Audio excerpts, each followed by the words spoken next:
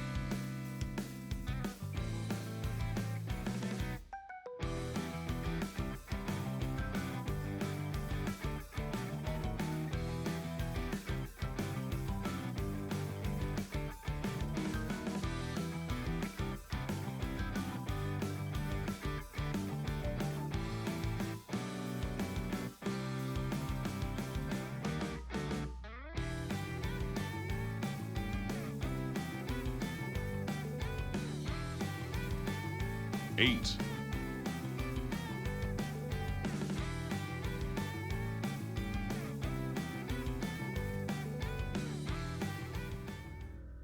Hello everyone! Happy TALOS Tuesday!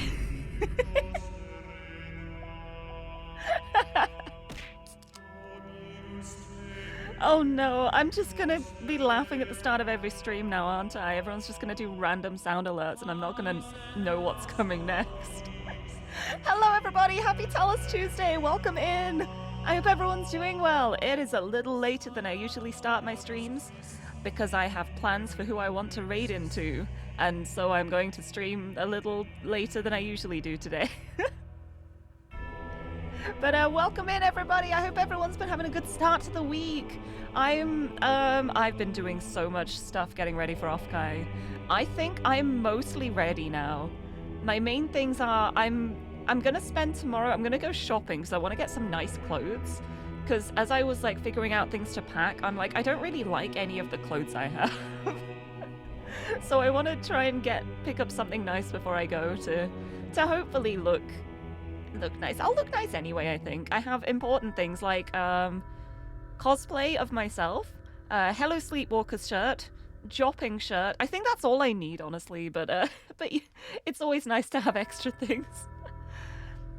But I want to make sure I've got everything packed and ready by the weekend, because then if anything goes wrong with the packing, if it's like over on weight or it doesn't fit or whatever, it gives me time to sort it out instead of packing last minute like I usually do when I'm going to visit friends and stuff. I'm not leaving anything last minute this time. But I'm very excited for it. I've been doing a lot of organizing, making sure plans are in place, because I like having plans. I am a meticulous planner. And I usually have backup plans for my backup plans, so there's a lot of unknowns with doing something for the first time. So I'm making more plans than I usually do, but things should be nice. I've already arranged a lot of things, like I'm meeting a friend at the airport, so someone will be there to greet me as I get off the plane, which is a big relief. Because one of my biggest worries is just like arriving and not having anyone around me. So like knowing someone will be there is a big relief. I'm very happy about that. And everything else is like mostly sorted too. Like I've got all my flight information. I've been like checking and double checking everything. I've got travel insurance sorted out now. That's something that I had been putting off because I wanted to make sure I got a decent deal, but I managed to find a really good one that covers like a ridiculous amount of like health emergency like funds, and it has zero excess as well, so I wouldn't have to pay to cash out on the insurance policy. Like, I don't think I'll need any of this. I better not need any of this. I swear to God, I refuse to fall ill or get injured in America. But it's always nice to have it just in case. I need it just in case. But yeah, most things are sorted now. It's exciting. It's a very exciting time. And then later on today at 7 p.m. UK time, a very good friend of mine is celebrating his 6-year affiliate anniversary and also debuting his brand new 3D model as a VTuber. And I've helped a little bit with the debut stuff. So there's a little bit of stuff that I've been doing there. I've been cooking a little bit. And so that's the main reason why I wanted to start the stream later today, because I want to raid into him as he starts his stream. So I'm going to be sending you all over his way when he debuts. But that's exciting too, because it's I'm excited to. This is going to sound really bad. Like, I'm excited for his debut because he's been working so hard. He's got some really cool stuff to show. But also a little part of me is just like, also I'm in it. But it's really exciting stuff. It's a lot of fun. But let me actually say hello to everyone before I continue yapping for a little bit. I probably will yap a little longer. But Bob, congratulations on the first. Welcome. I hope you are doing well.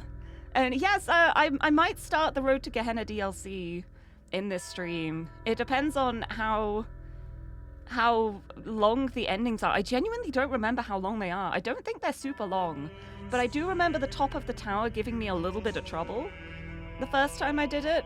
But I think some of that was because there was a way to like soft lock yourself, and I managed to soft lock myself from the solution.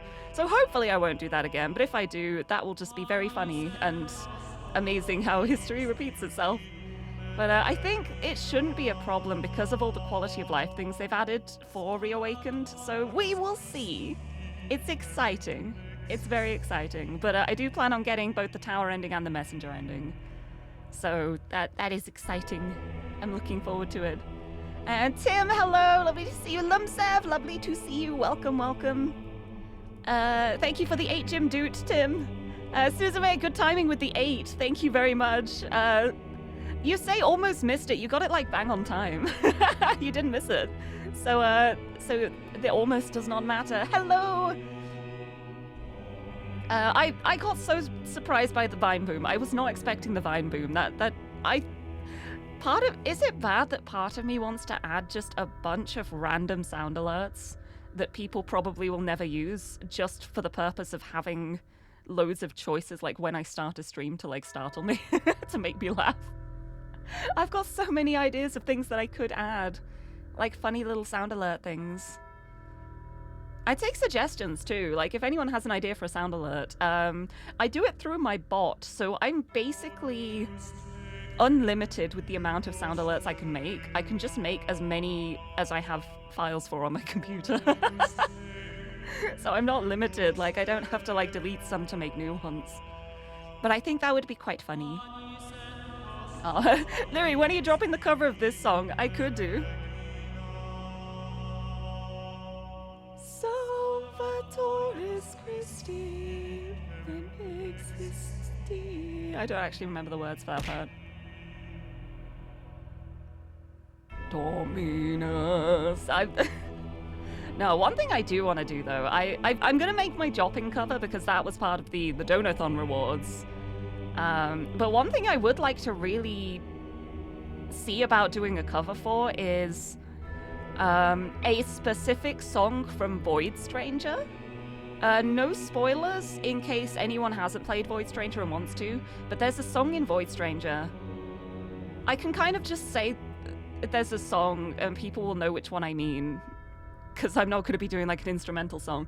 But I would really love to do a cover of that song. I would really, really like to do that if I can figure out a way to record it and like how I sound in it. I think it would be really cool.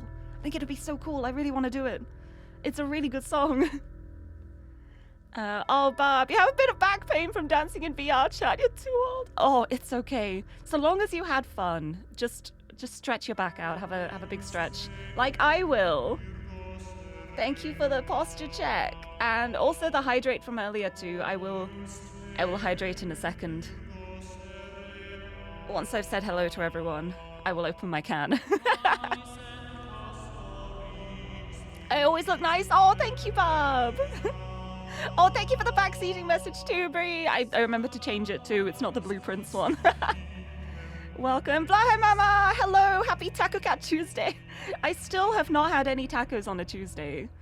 Honestly, unforgivable of me. How could I? Welcome, welcome. I hope you're doing well.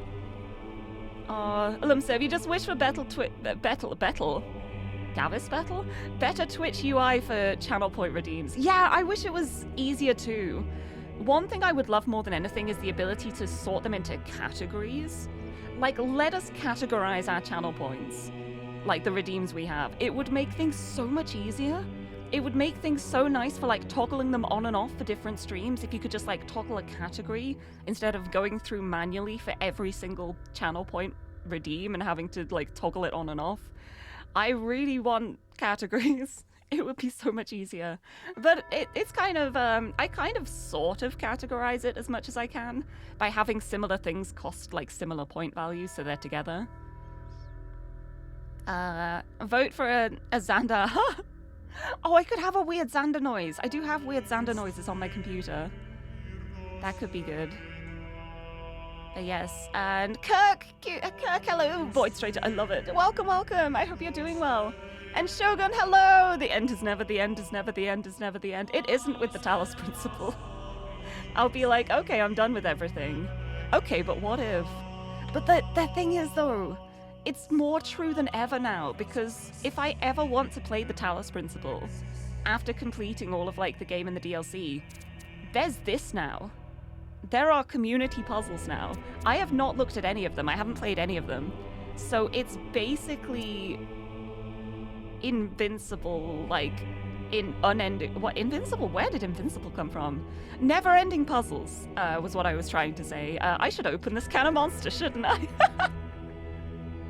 Let's crack it open. I've got the strawberry one today, because I've got quite a few of them. But yeah, I've actually run out of the Lewis Hamilton monsters now, so I need to go pick one up from the shop for Sunday's stream. I only have Rosa and Strawberry left at the moment. But I like those flavors, so it's good. What's wrong about doing covers of fully instrumental songs? Well, there's nothing wrong with it. I just mean I want to do a singing cover, and that is quite difficult. When I want to, like, sing words, if it's a song without words. But yeah, I've done stuff like that before. Like, I still feel like Tequila is a great karaoke song. And, like, I have my automaton too, so I could bring out more stuff. I've got my recorder, I've got my automaton, I've got my ocarina, which I've had for a while now and I still haven't learned how to play. I will do that at some point. And I have a kazoo, because I got a kazoo from the collector's edition of Outer Wilds. So I've got, like, the whole collection of cursed instruments. I just need to get, like, a theremin now. Just get a theremin so I can make, like, weird cursed noises. It'd be perfect. Mention sometime a bot that can enable disable redeems in packs. I do have a bot, and I do have a way of setting that up with my bot. I just haven't gone around to it, honestly. Like, I would be able to do it, but I think the thing is I don't have, like, a huge amount of channel point redeems, so I can just, like, manually click them on and off. I'm just being very British about it. I'm finding excuses to grumble. I'm just there, like, I could make this easier for myself, but because I don't do it very often, I will just grumble every time I go down the list and toggle them all off. Sing the instrumentals. I could do that. Just do it like doobity boop bop bop kind of style. Just make noises. That would be fun. Also, hello Niao, lovely to see you. Yes, Infinite. Yeah, that's also an 8 on its side. 8 puzzles. I think there's a few more than 8 community puzzles, but... Yeah, you do a good bit of your sound redeems through tits, and it could lead to some funny sound overlaps. See, I have mine through my my bot. I use the Mix It Up bot, I set up this bot when I moved away from Stream Elements for personal reasons, and it's such a good bot.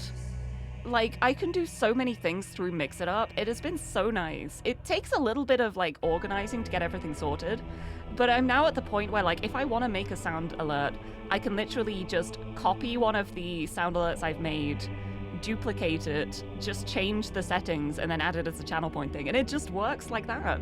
It's really, really handy. It's very nice. But our Songbird Ocarina, it's I don't know what type of ocarina it is. It's a nice one though. Yeah, Outer Wilds Collectors came with a kazoo. It did, and it's so good. It's such a lovely collector's edition. It came in this lovely little bag, and it's got like it's got patches. It's got a little map. It's got a notebook attached to the game, and it came with a kazoo, and like a bandana as well, with like a bandana. You know the things that you put the bandana through and it's like around the front of your neck to tie it in place? The connector fastening thing. I don't know what that's called, but it had one of those too. It's really, really nice. A new throne gift idea you heard? Wait, what? A theremin? I don't know how much a theremin would cost. And I don't think I'd have anywhere to put it, but it would be very funny. But yes, I'm very excited for Offkai too, because I've realized if I take the batteries out of my automaton, I can take it with me. And like, so long as I can just find somewhere that sells batteries in America, I'm presuming you have batteries in America, then I can just take my automaton with me. So I could be walking around with my giant automaton that I wear like a guitar. Just play the automaton for people. It'd be a lot of fun. So yeah, I'm taking my automaton with me. I'm taking Worms on Strings with me. I've got very cool business cards that I'm taking with me. I'm gonna have free stickers that I'm giving out to people. They're just little ones. They're just like tiny, tiny little stickers, but they are little freebies. And I should hopefully be doing my my signed postcards as well. For anyone who is physically at Offkai, I can sign your postcard in front of you. So if I mess it up, you get to see me do it live. And then for the people who aren't at Offkai, I will have the physical postcards. So I'll be signing the rest of those too, and they will be sent off as soon as possible. I'm sorting out the best way to get in contact with the people who donated enough for the signed postcards. But I'm very excited for people to get those, because they're gonna have less doodles than the digital ones. I've learnt my lesson, but I will stick actual stickers on them. I have stickers, and I plan to do that. Very excited for it. You could put the batteries in your hand luggage. Is that allowed? I didn't actually know if that was allowed or not. A lot of the stuff with the packing, I'm like, if I'm unsure if it's allowed or not, I err on the side of I will avoid it to avoid any problems. Like, there's a lot of stuff where I'm like, I know I probably can technically do this, but I feel more comfortable not doing it.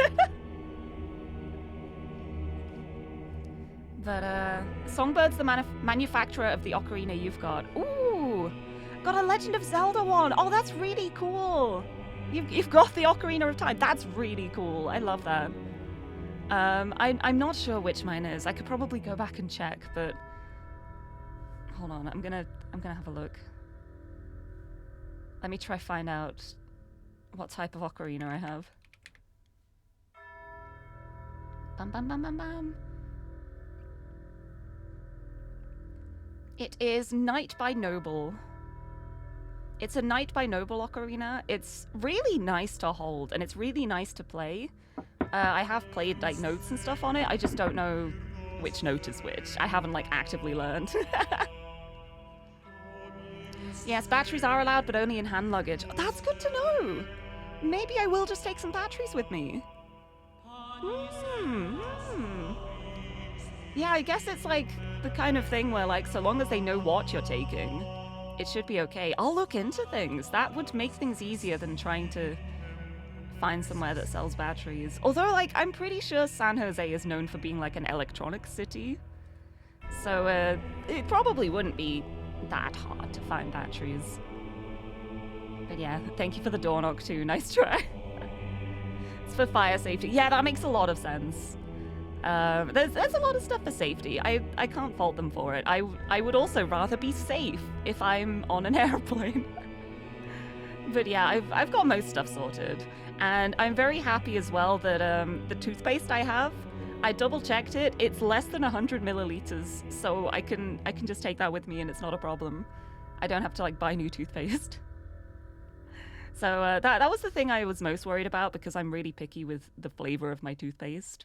I've tried a lot of toothpastes, and a lot of them I really struggle to brush my teeth with because I don't like the taste of them. So I have like my specific toothpaste. But yeah, I'm excited. I'm excited. I've got a lot of stuff prepared. But before then, I'm excited for this too. Let's actually play the game.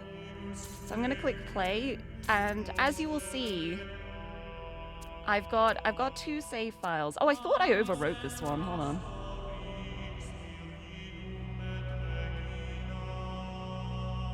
Oh, I guess like Steam like rewrote my rewrite. Because what I've done is I've made a copy of my save file where I've just like stepped up to the top of the tower, because I figured that's a really good spot to use as like a point to get the endings. Although I've already got the one ending. I got the ending with Elohim, which was a great ending. Felt very fulfilling knowing that I am... Yeah. Anyway, I think people are allowed up to 10,000 mAh battery banks. Oh, I'll have to check that too, because I do have a portable charger, but I think it's only a small one anyway. It should be fine. And oh, gonna lurk because of spoilers. That is completely fine. Yes, I'm glad you were able to hang out though. Happy to have you here. And hopefully I can chat with you soon as well a bit more, because it feels like it's been so long. I'm so busy. I will be a lot less busy after Offkai, which is very nice. But thank you for stopping in. I'm glad I could say hello. I'm glad that we could spend a bit of time. But yes, definitely avoid the spoilers, because this game is so fun to discover on your own. It's so good. But yeah, I'm excited to finish it again, because I only very vaguely remember the top of the tower. Like, I remember who's up there, and I remember that I soft-locked myself, but I don't remember much more than that. I know there's a lot of open space, so it'll be really exciting to figure these out again. And also, you will all be very proud to know I've remembered that my code is 562. I was thinking before the stream, I had a moment where I was like, oh no, what's my code again? I've forgotten. And then I was like, oh, it's 562, because I remember thinking it would be funny if it was 567. And in my head, I thought about 5678, the song by Steps. And then I remembered, yeah, it's not 567 because I got a 2 at the end. So because of the way I like told myself that in my head, I managed to remember it. Very proud of myself. I'm the kind of learner where like if I fix like a silly meaning to something, I'm more likely to remember it. Like I like mnemonics and stuff. When I have mnemonics, I really enjoy it. Like it helps me remember stuff. Also, Brisket, hello, welcome, happy Tuesday. Thank you for the hydrate. I will have a sippy of my monster. Also, you may have noticed as well, I've put down the price of the hydrate as well as the posture check. They're now 20 channel points each. And I've done that because, I don't know, because it feels nice to get them. And I don't want anyone to like waste all of their points just on hydrates and posture checks, because I have a lot of fun redeems for other things. So they're just cheap now. So they're just going to be that price forever now. They're just cheap. You can look after me. The cooldown is increased on the hydrate though. It's a 10-minute cooldown now, because I figured if I'm having a sip every 5 minutes, I'm gonna run out of drinks, and I'm gonna need the bathroom all the time. But the posture check's like every 1 minute, because I can have a big stretch. Like this. Thank you, Meow. It's always good to keep stretching. Ow. Maybe not stretching that far. I'm fine. Yeah, whatever works for you. Yeah, it's something I've noticed. I'm a very, like, active learner. If someone just tells me something, it's not very likely to sink in. But if it's told to me in, like, an imaginative way that, like, makes me, like, remember things, like, a bit more actively, then I will remember it. Also, if something is just, like, spoken to me and I'm told how to do something, it's gone. It doesn't sink in at all. Like, if you're giving me instructions for something, I need it written down. Because if you tell me, I will remember the first point, and then I'll be like, what was the next one again? And I'll have to keep asking. Also, Akire, hello! Thank you for the gym and the head pat. Welcome. Welcome in. Let's... Right, well, I've got my save file copied anyway.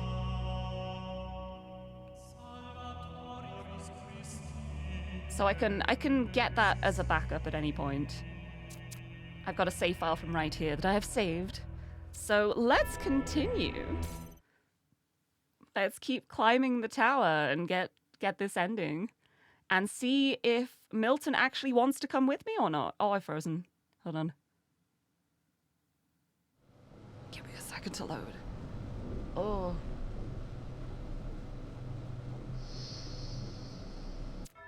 Okay, give me a second to load. Give me a second for the world to load. But welcome in! Welcome! Happy Talos Tuesday! Give me a second for my GPU to stop overloading. Right, is it okay now? It seems okay now.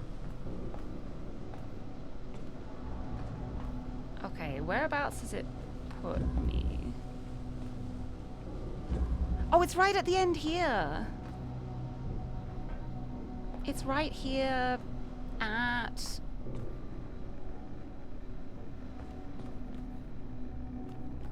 yeah, this is the way to go up from here. So the question now is, shall I unlock floor 6? I guess I probably should unlock floor 6 because I don't have to go up there. You just unlock it. Wait, is there even a terminal here? I don't think this one has a terminal, does it? Yeah, and that was where sheep became the shepherd. Yeah, I don't think this one has a terminal. I think I'll have to go back down a floor in order to put the code in the terminal. So I think I'm going to do that. I would like to have that done, and then I will continue up. Like, I've opened the passageway now. So that's not a problem. I'll just go down one floor. Go down to 4, put my code in for floor 6. This game really doesn't like being VTubed over. Well, I think like OBS doesn't help as well. I got a lot of programs open.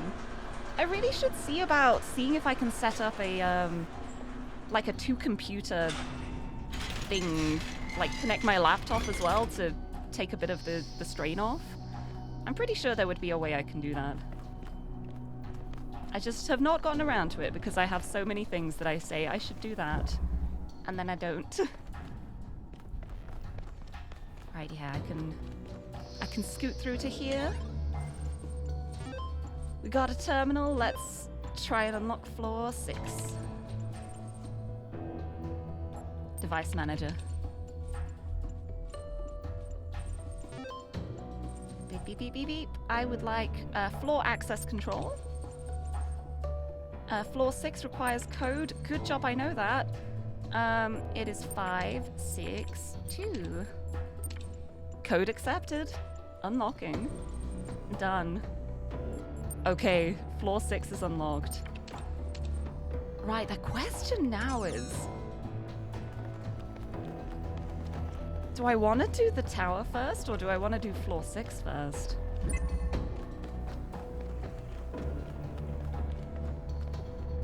I don't know. Part of me is kind of tempted to do floor 6 first.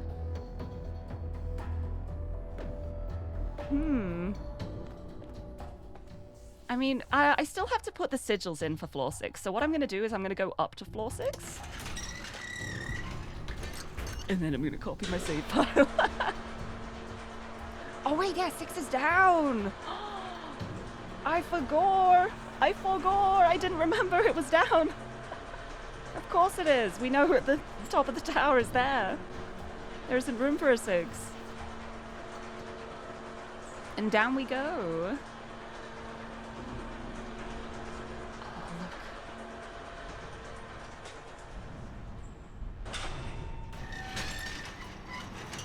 And here I am. Down on floor 6.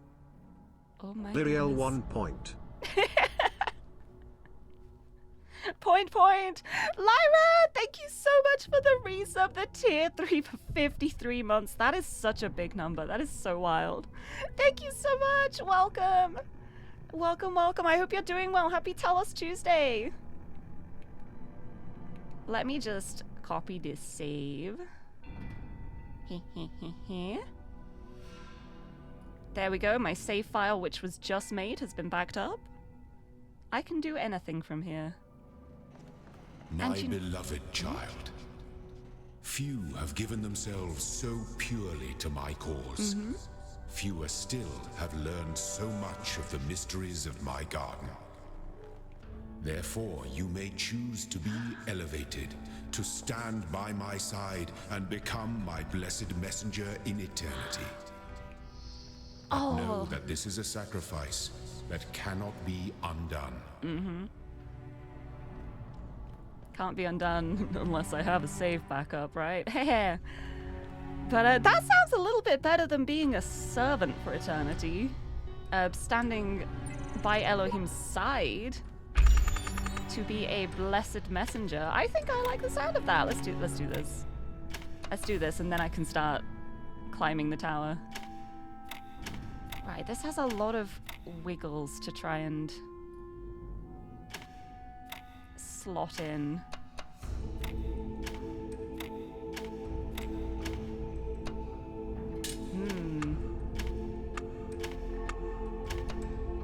These ones are really awkward to fit around each other. I mean, that's probably the point. Right, 'cause I could do something like that. Hold on, what if I just... No, that makes like a spot in the corner that can't do anything. Oh, something like that maybe could work? Oh, if that's the... Oh, maybe like that? Perhaps? Perhaps. There it is. There it is. Look at that. Oh, we got him. It is TALOS Tuesday. Hello, Gigi. I love that you got a grey one as I do the grey puzzle. Look how pretty that solution is. It's so nice. It tessellates so nicely. Welcome. Happy TALOS Tuesday. I'm about to sacrifice myself. For the greater good. For the ones who come after me. Oh, that one's so nice to look at. That's a really nice solution. Right, let's do this.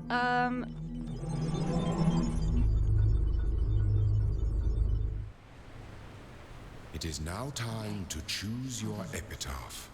Okay, For your body shall be entombed, though you shall not die. I will live for eternity whilst being trapped in a tomb. That sounds great. Thank you, Elohim. That truly sounds wonderful. How wondrous. What a fate to give myself. But I'm gonna do it. I wonder what the options are. This will be your final resting place. Choose how you would be remembered by those who follow in your footsteps.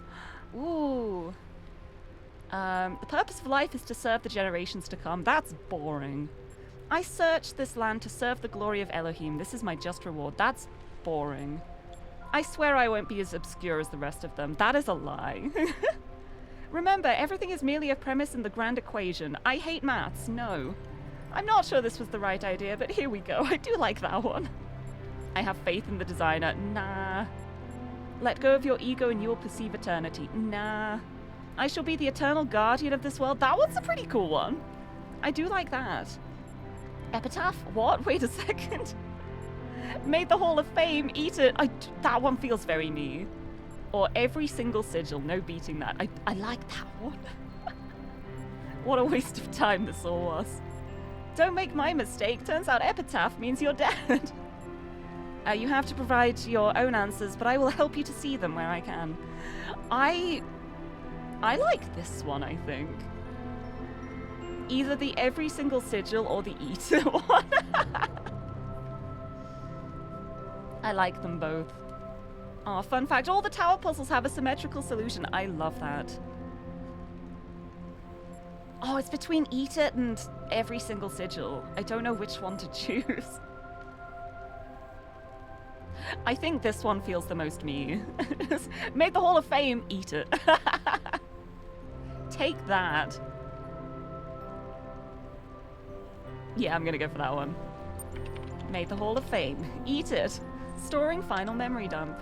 Ready for manual upload of new messenger parameters. Here I go. It is written that there is no greater love than to lay down your life for another. But your sacrifice is greater still. For instead of resting in eternity, you have chosen to serve all the generations to come. I'm here to help. They shall strive for greatness, and through you, they shall accomplish it.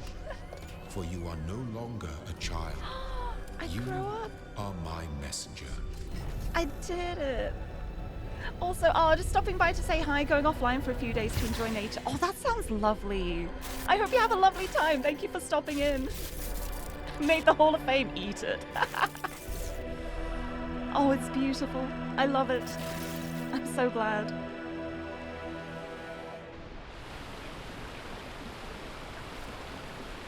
I won! But yeah, I hope you have a lovely time. I'm excited to be like going on holiday too, because I will also get to enjoy a bit of nature. Like not too much, because I will be indoors still most of the time. But getting out of the house is exciting. That sounds really sad, actually. But I did it!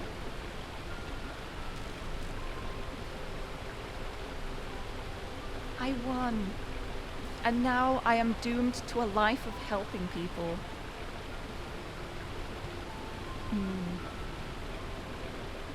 Last time I did the every single sigil one. Oh, that's so good then!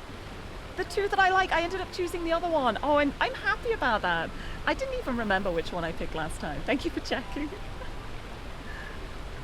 I love that. I'm so glad I managed to choose different ones.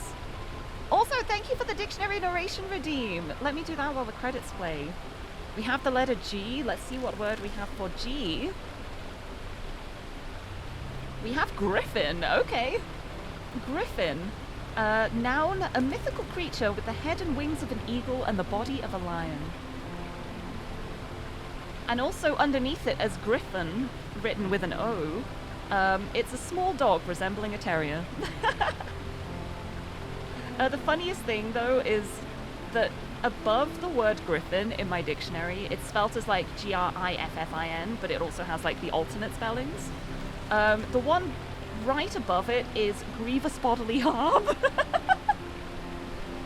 which is a British law term, a noun, that means serious physical injury inflicted on a person by the deliberate action of another. So there you have it. The power of dictionaries. Also, yeah, getting out of the house to the other side of the world, yes. Look, if I'm gonna do something, I'm not gonna do a half-assed job of it.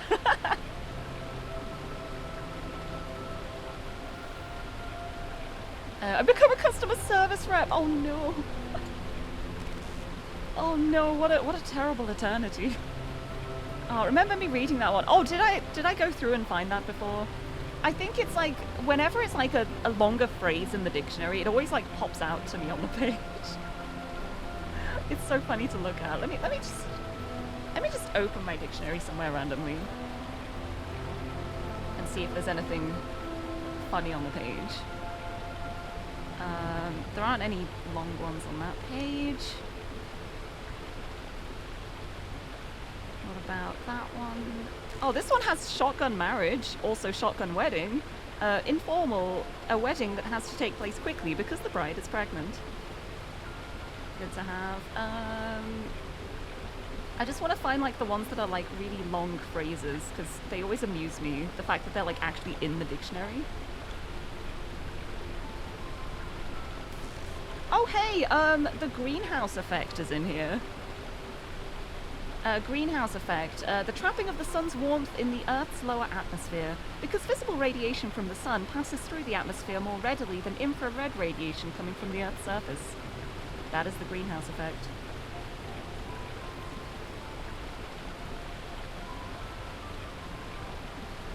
Yeah, grievous bodily harm.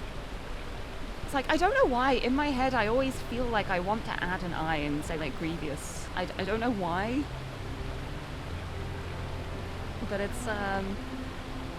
feel like there's a lot of words like that where it's very easy to like add or take out a sound because it seems like it should be that way.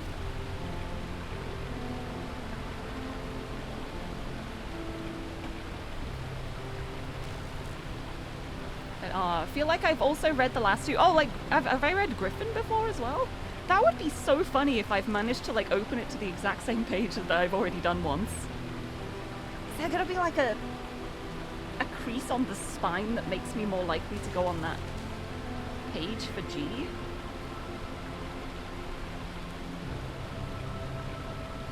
Let me see. No, I opened it to G again, and this time I got...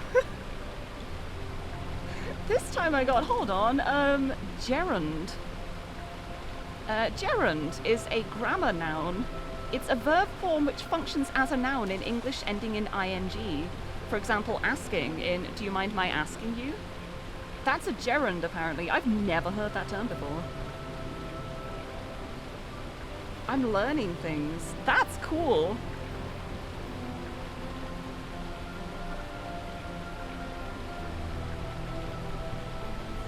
Yeah, I don't think I've read those ones before on stream, but I could be mistaken because we all know how incredible my memory is. This is such a nice setting for me to read random dictionary entries out in.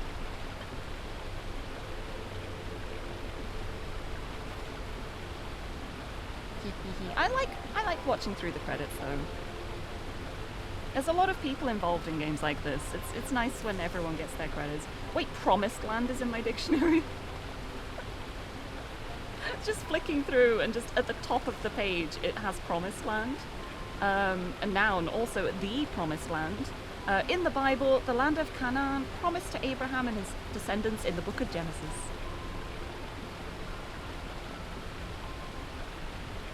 Interesting. What else is on this page? Oh, propaganda.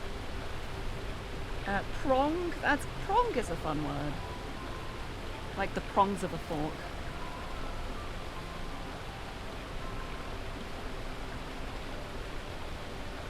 I cannot think. Wait, hold on. In my dictionary, there's a term here that's written as propelling pencil. Propelling pencil. It's apparently a British noun for a pencil with a thin lead that may be extended as the point is worn away. I have never called one of those a propelling pencil. That's always just a mechanical pencil to me. I've never called one a propelling pencil. I've never heard anyone say that before.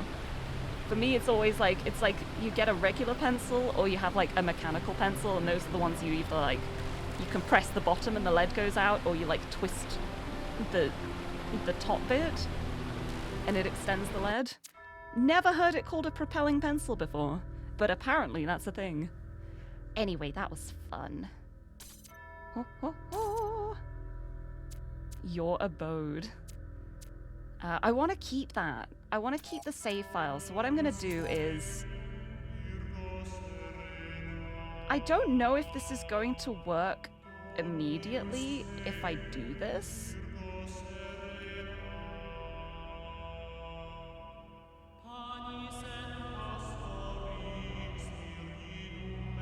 But I'm going to try... see if this works. If I now go back here... No, it's still the previous save file. What I'm going to do is I'm going to delete that profile. Yeah, delete that profile, that's fine. And now I'll go back. I'll copy my save file back into here. And see if it's made a new a new one. No, what I'm gonna do is I'm gonna restart the game. I'm gonna exit the game and reload it. Because I want to use my save file. Beep, beep, beep. Load it quickly. Because I think a lot is about, like, Steam cloud saves and stuff, which is very nice to make sure you don't lose your progress. But when I want to use the same save file, it's like, teehee, please let me. Please let me copy my save file over. Alright, let's see. Game shut. There it is. Yeah, the tower. Oh, wait, no, I think it did copy. I'm just silly. Yeah, no, this is the right one. It did copy before. I looked at it and didn't think it was right because I saw the bottom of the tower. But no, this is the right save file. So it did work. I didn't have to reload the whole game again, but it's okay. Ah. Ready to resume. Oh, it didn't. It was 26 hours, 12 minutes. No, it's 26 hours, 16 minutes. Oh, so it missed like 4 minutes off. Like, I think that would have still put me at the top of the tower, but at least now I know. Right, back we go. All the way up to 5 again. Oh, unless I go back down, put the sigils back in. Oh, I just started going up. Hold on. To the main menu. I'm gonna put the sigils in, but I'm not gonna step through the portal. Just for the sake of not having them flashing up in the top left corner, because I've collected them all. My beloved child. Yeah, that's me. Few have given themselves so purely to my cause. Fewer still have learned so much of the mysteries of my garden. Therefore, you may choose to be elevated, to stand by my side and become my blessed messenger in eternity. Yeah, I don't think I want to do that, thank you. But know that this is a sacrifice that cannot be undone. Yeah, I'm not here for sacrifices. Get me out of here. At least I put them in now. Wait, wait, you can fast forward the elevator? You can? Oh my goodness.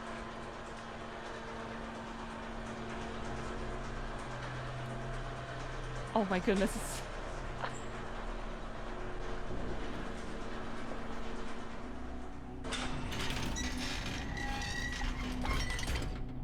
I'm up here. Nice.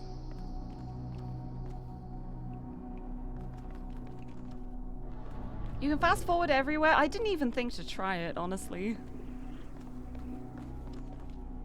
Wow. Right, well, that was fun. But now,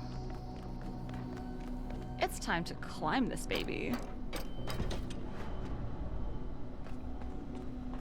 Ready to go up. Remember doing it a long time ago and being confused because you thought elevators were for loading. I think, like, it probably used to be like that, but now everything loads at the same time, which is why I lag for so long. Just keep in mind that it does affect dev commentary. Wait, does it make the commentary go faster? Hold on. In all our games, we try to put a lot of effort into creating a meaningful and exciting. That's good to know. Okay. I'll be careful not to do that when there's dev commentary playing then. I don't know if there's going to be any more. I presume there would be at least one more, like, up here. This is, like, the cool endgame stuff. I hope there's a bit more. But, it's good to know. Turn back. Nope. I command you. You can't command me.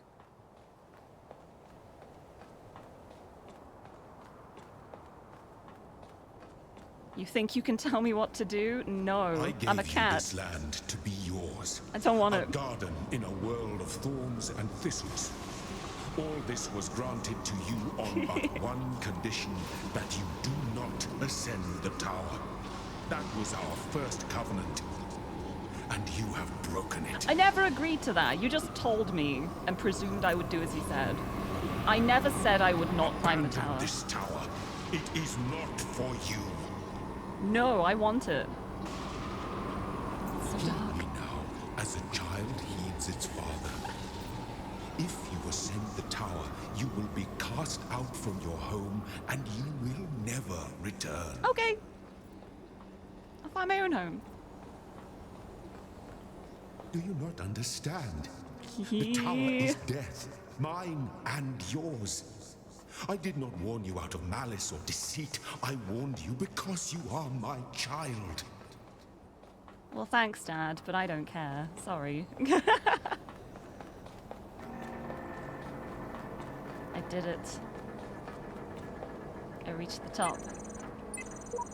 Do not be afraid. I chose long ago to remain in this place and serve as a guide. I will help you to attain our destiny.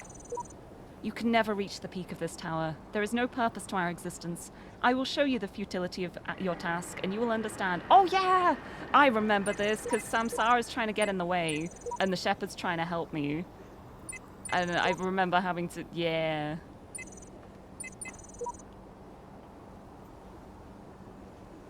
I remember. Wonder if there's dialogue if you decide to change your mind and just go back down. Oh! Yeah, what if I did just go back down right now?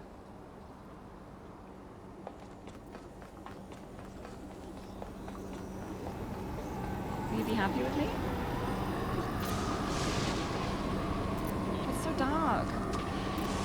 I can't see anything down there. I don't want to, actually.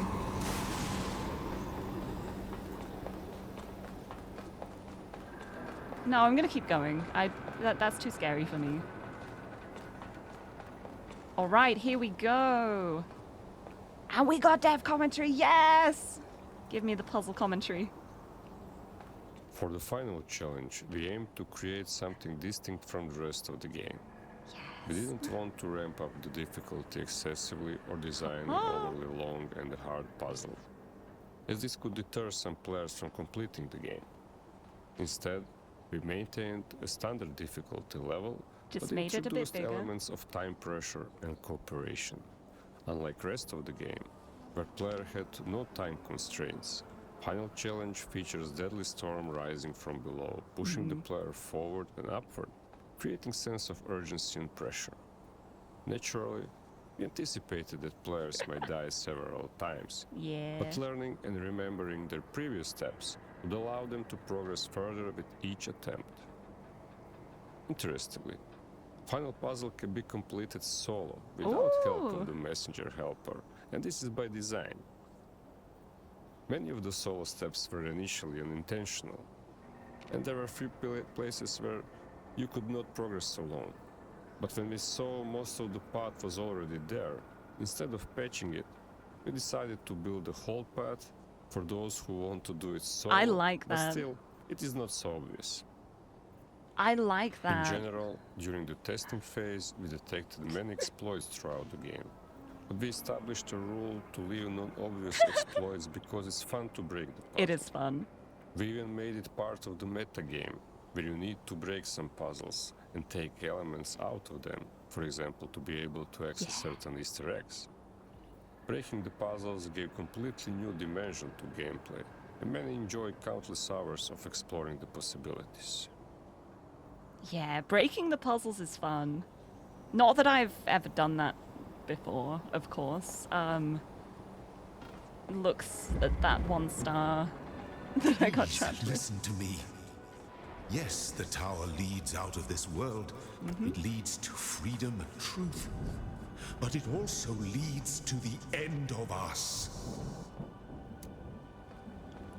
Hello, it's the shepherd. Let's let you out of there. Hi. Hello. Oh, thank you so much for opening that for me.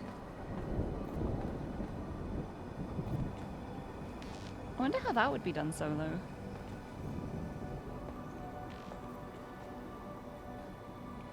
Hold on, I'm exploring. I'm trying to remember how this works.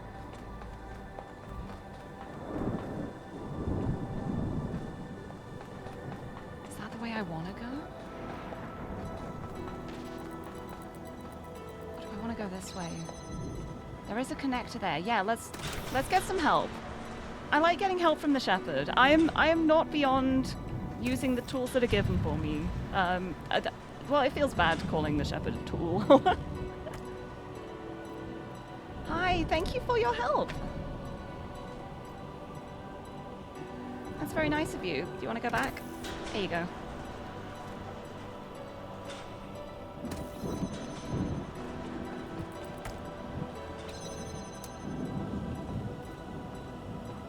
Whoop, and I can see that through there.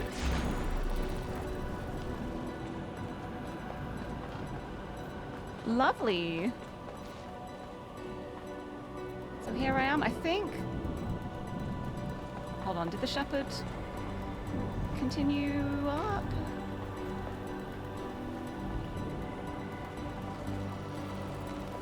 I think they, yeah, I think they did.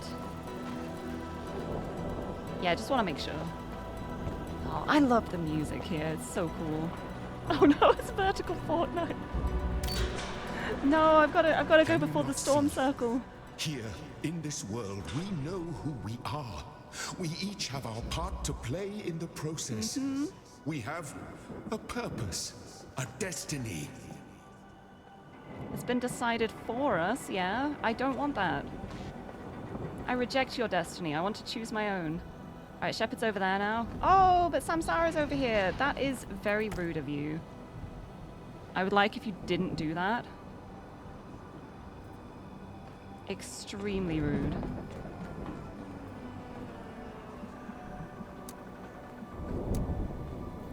Right, but if I do that... Whee! Over there. Hey, I can go that way! Yeah, you don't want me going over there? Well, I don't want to go over there anyway. Hello! Thank you. I'll come this way.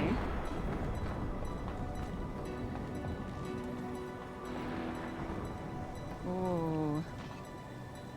Would like to get in there. I will come back for you. Let's go this way. Haha, you lifted that, but I still got over anyway. Take that. And right.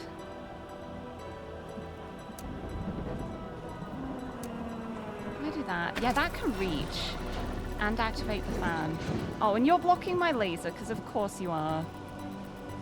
Because you're extremely rude. I don't remember how to do any of this, so this is quite fun. Also, LJ, hello! Welcome, welcome!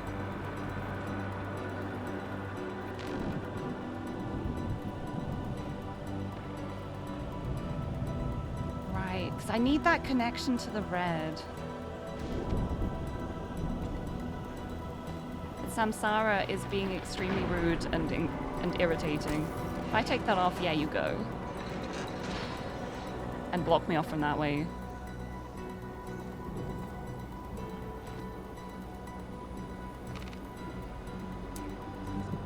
I'm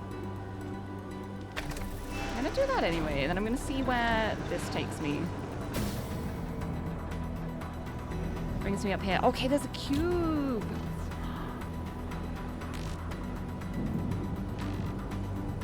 Ooh, do I send the cube over? Yeah, I think I send the cube over. Do that. And then I will use the ladder to climb back over. Oh, the music's so intense. So now I can put a cube on here to activate the fan. And bring my connector with me. Connect it from elsewhere. Oh, it's getting glitchy. I'm running out of time.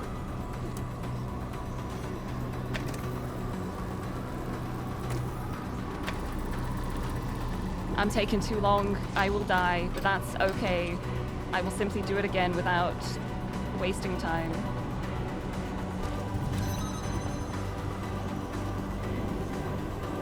Oh, the shepherd's gonna be trapped though.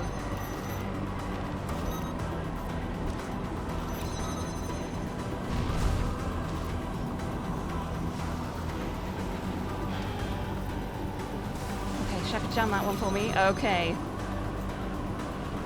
Shepard's gone. I'm going. Okay. I made it. This world is our home.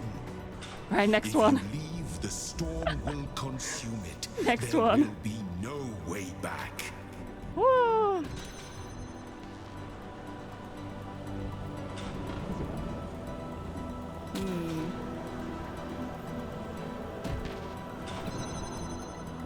Okay. Oh, I give you a cube. I will give you cube. I stand on here. I will send cube over to you. There you go, Shepard. Enjoy that.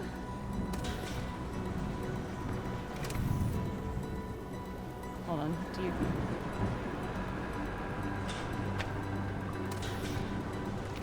Thank you for the connector. That's lovely. Wonderful. My wonderful friend. Thank you. My lovely friend. Up you go. Up I go. Dev commentary about the music. So Crow Team was actually one of the first gaming companies ever. I hope I won't to interrupt this if I go introduce up. something called dynamic music. I remember Serious Sam games when we started working on them. They had 3 different types of music, and those music would be switching depending on the intensity of the action, which you could see on screen. And I wanted to explore this process even further in Talos Principle, so I decided to try something new for the last puzzle, or for basically the boss fight. Contrary to the most puzzles in the game, the last puzzle actually puts a certain time pressure on the player. It So sure you does. have to go faster than usual because there is a rising storm which threatens to kill you. And this is the only puzzle where we actually didn't want the player to feel relaxed. We wanted the player to feel the need to hurry up before time ran out. So I constructed this last music in 5 layers. It starts with a basic layer, and then each new layer that is added, there are more instruments, and it builds up in intensity. So layers are added depending on how much time is left, resulting in powerful music conveying urgency when you are really close to the dying. Yeah, I think I die here because I don't remember what I'm doing. I just wanted to listen to that thing. We are the story, and the story tells us who we are.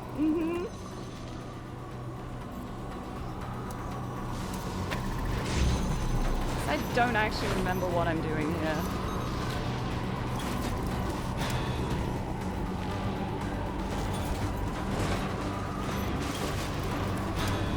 I think it's something like this, and then I jump up, and then I take that away, and I go up. Yep. And then I do that, and I can go through. Okay, I did remember that. I think I've left the shepherd behind, though. This world may be an illusion, but as long as we believe in the illusion, it is real. It sustains us. It gives us hope. I think I may have left the shepherd behind. I don't think I can get him up here. Unless In this world, we have all the that answers. going we down. I need. don't remember what I'm doing. But out there, who are we out there when we are neither master nor servant? What meaning No, can I we didn't leave you find behind. in a world Good. that has no purpose?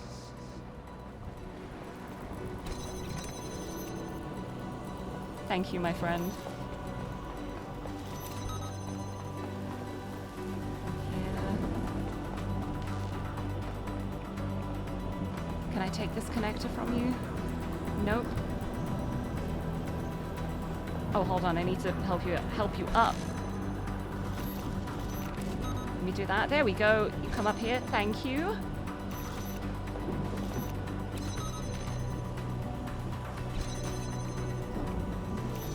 Can I reach that one?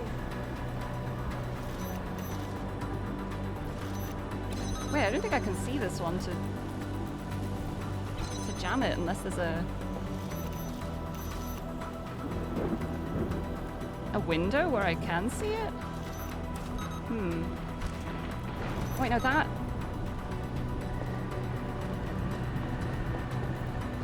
Can you see across? No, I need to open that somehow. I don't remember how to do that. Teehee! I think the tower's gonna break, and I'm gonna die.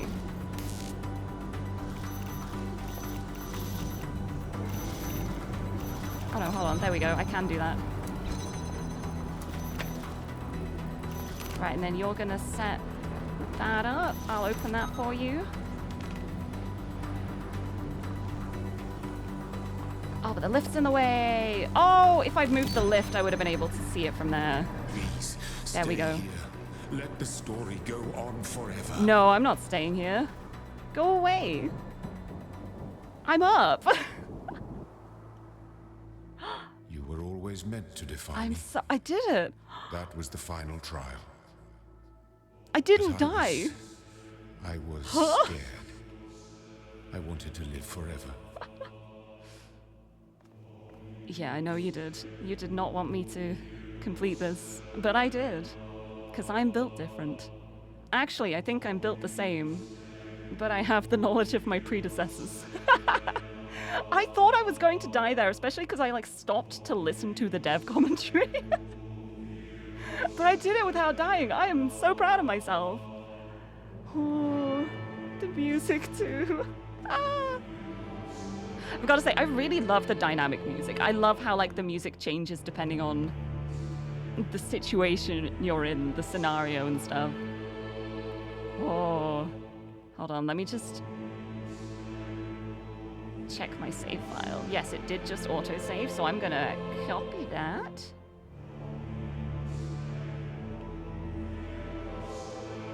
For no reason whatsoever. And up I go. I did it. You think you can tell me what to do? How about no? Oh, and one last dev commentary up here too. Oh, this is so lovely. I'm so happy. I'm so happy. Let's listen. You got to the tower. Yeah! Congratulations. Thank you. I swear I completed like 2/3 of the puzzles in this game for real when we were playtesting and writing. And the tower, I just cheated the whole way through. So really well done. I love the tower. So some random notes that I want to finish on. First of all, oh my god, I rewatched the ending, and all credit to Crow Team and all the fantastic people there. Like, it's hard when you're in it, but with a little bit of 10 years of distance, I do think I felt a little bit of why so many of you wonderful people think this thing is special. It is. I do feel that It's so special. It's special. I think that, as you saw in those emails I read out right at the start, Alan and Davor wanted to do something really, really cool. Cool is not a good enough word. They felt a sense of pattern and purpose in the universe and allowed it to express itself through them and through us and through this game. And that ending cutscene is just so perfect. And the music, the art, the pacing, really well done, guys. This is for you, Davor, Alan, Damien, Thomas, Moss, the whole of Crow Team, and Jonas and Verena. You guys did fantastic. Well done. And I did fantastic too. You and did. We're also lucky to have each other. I was about to say, and also on him. A less whimsical note, on a practical level, this game is an example of how art should be, how games should be. It did start with a technical thing. It started with, we've got a bunch of puzzles for Serious Sam that could be their own game. But everyone tapped into the same coherent so glad. vision. And everyone was trusted to do what they do best. And it's one of the finest things, if not the finest thing, I've ever been a part of. I'm so glad. So, thank you everyone. Thank you devs. Thank you players. And see you in Gehenna. Yes! Oh, I'm so excited for Gehenna dev commentary. Oh, what a wonderful game this is. I love this. Oh, I always make it look easy. Thank you. I'm genuinely amazed that I did that first try without dying, because I thought, because of the fact I was lingering a bit, that I would end up dying. I'm proud of myself. I'm so glad I did that. Still got it. Right, here we go. Well, obviously we're going to import Milton, if he still wants to come with us. Initiating plain language interface. Hello again. Is there something I can help you with today? I reached the summit. You owe me an apology. Or I brought you to the top to admire the view. Oh, I kind of like that one. That one feels a little bit cheeky. I like that. I don't want to just be like, right, straight out abrasive. I think, yeah, I brought you to the top to admire the view. You know, the top of the tower that you said I couldn't climb. Yeah. I'm sorry. I don't know how to respond to that. Do you need help sorting or troubleshooting? Let's go with sorting. I cannot find an operation target at this time. Is there anything else I can help you with today? What is this? Talk to me! Or speak with me or I leave you here to rot. What is this? Talk to me. Awaiting input.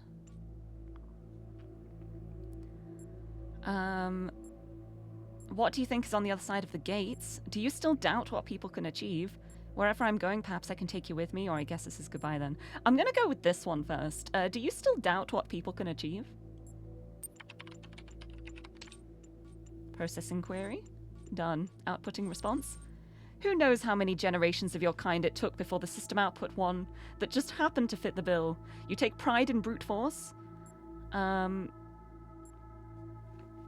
Perhaps if you had more people to cooperate with, you'd have come up with better ideas. I do like that one. I take pride in contributing to something greater than myself. Or I liked it better when you were pretending to be dumb. I like this one. Perhaps if you had more people to cooperate with, you'd have come up with better ideas. Get out of the echo chamber. Yes, which is why you so desperately need to get those half-baked ideas of yours out of here, so you can find out firsthand how ridiculous they are from someone other than me. What do you think's on the other side of the gates? Processing query. Outputting response. Nothing. Everything. Who knows? More of the same, most likely. Tell me what you know of how this place functions. Only what can reasonably be surmised. I dare not posit anything as regards its purpose, but that this tower is here to be climbed is self-evident. You keep talking about generations. What exactly do you mean? Well, I know about that. What exactly was it that enabled me of all others to climb it? I'll ask that. Why any of us? Whatever we are, whatever we do, it's all up to chance. Throw enough stones and one is bound to strike. I grow weary of fielding your questions. I'm gonna try it. I think he's too pissed off at me. I don't know if he'll want to come with me, but I'm gonna ask anyway. Wherever I'm going, perhaps I can take you with me. Processing query. Outputting response. No, you'd drive me insane. If this means the end of this place, then I go with it.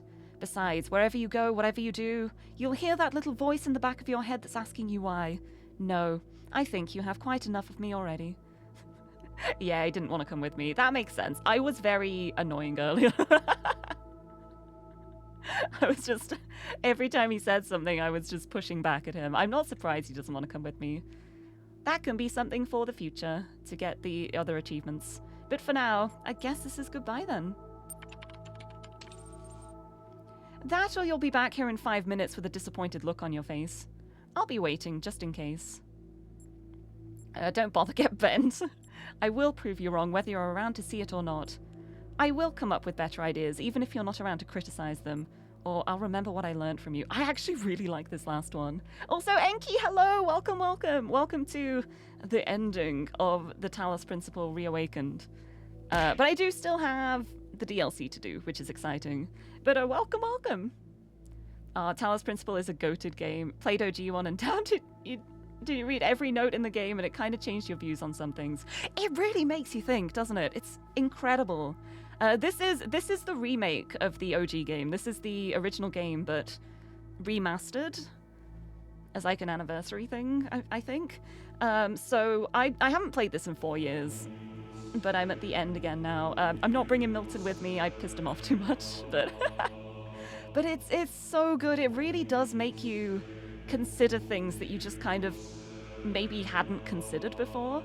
And I really love that. Anything that makes you think in that kind of way, I think is so fascinating to me. I love it. Anyway, I'll remember what I learnt from you. You'd better, for all our sakes. Have a good one. Alright, here we go. Type transcend to authenticate child program parameters and begin the upload process. Alright, it's time. Let's do it. I'm ready to transcend. I'm so excited for the cutscene at the end too, because of getting the Easter eggs. So be it. Like one Easter egg. Let your will be done. Child program independence check passed. Forcing him shut down. Free will. Bring the end of your generation. Also, Thermo, hello! Greetings. Welcome, welcome. Alright, here we go. Here I am. Institute for Applied Neuromathematics. Good morning, Athena. Activation successful. Initiating gold disk upload.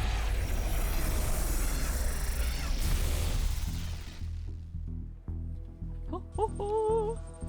Waiting for gold disk data.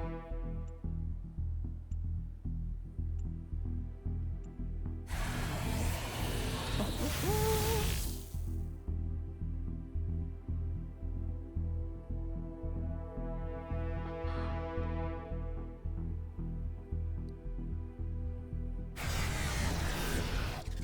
Oh, wow.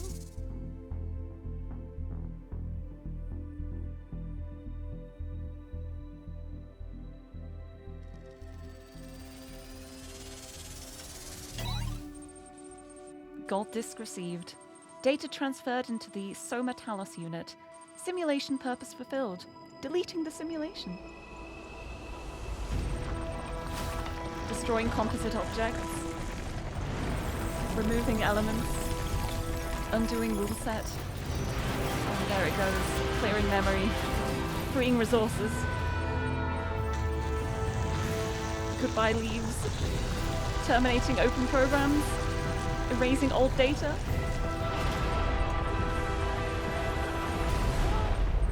Done. Wow. Have a nice day. Thank you. I will. Is this remake just a visual upgrade or they added something else? They've added a new DLC with it, which is like a prequel DLC. And they've added a lot of developer commentary, which is so beautiful. And also quality of life things as well. Initiating firmware functional, loading parameters from gold disk. That's me! Powering up. Good morning. Ready.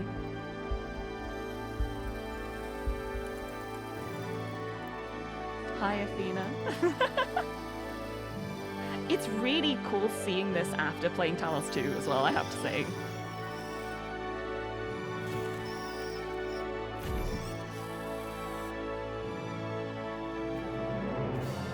I did it. Hee my friend. My friend. Yes! Most important part.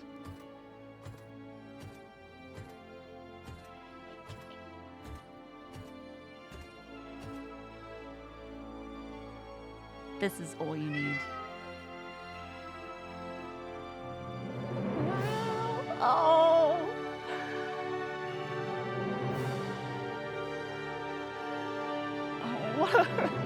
What a wonderful game. I love this game so much. Playing it again just reinforces how much I love this game. I'm so glad. I'm so glad. I'm so glad. Yay! I did it. Now we get the credits again. But yeah, this is a it's a visual upgrade made in a new engine. It's got quality of life features for things like the recording puzzles and stuff. Like you can set checkpoints. It's got the developer commentary, which has been such a joy to go through. I love the dev commentary. It's got the new DLC, which I still haven't played yet. I'm waiting until after I've replayed Gehenna to do that. And it also has a new custom like community puzzles mode where you can make your own puzzles, which is huge. So it's really, really cool. It's definitely worth getting if you're a Talos fan. I'm so happy to have been replaying it. I love this game. I love it so much.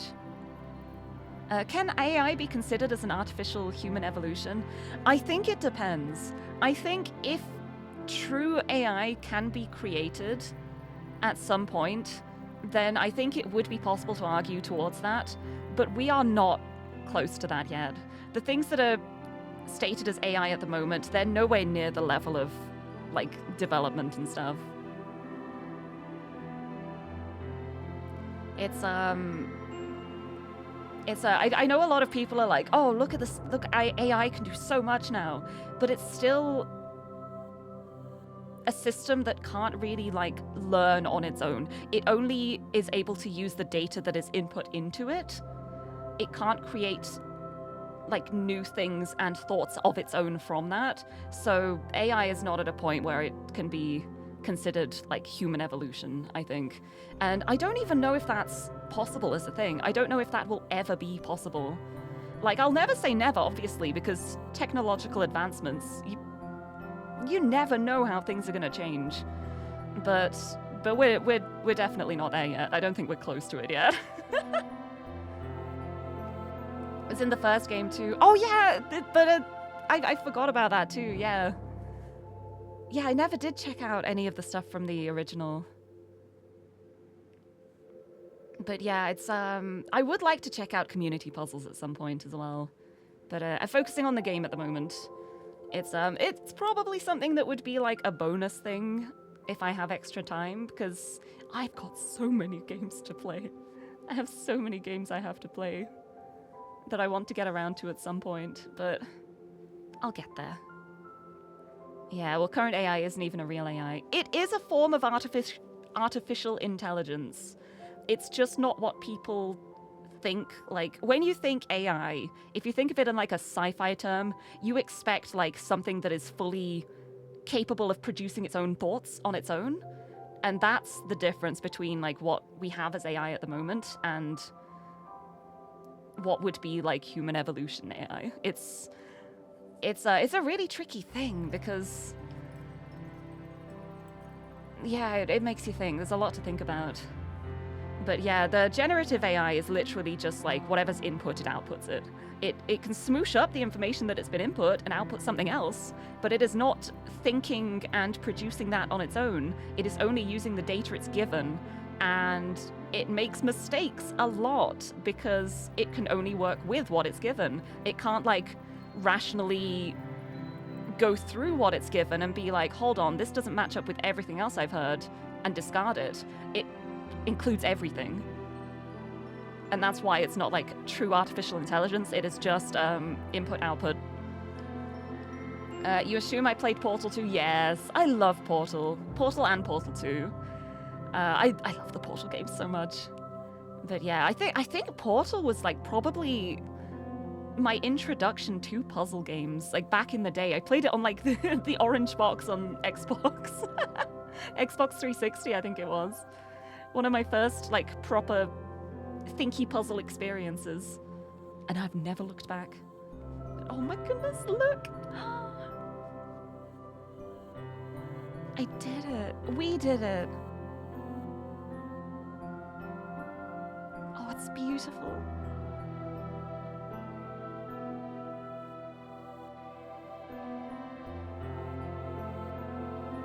What a wonderful victory. What a wonderful game.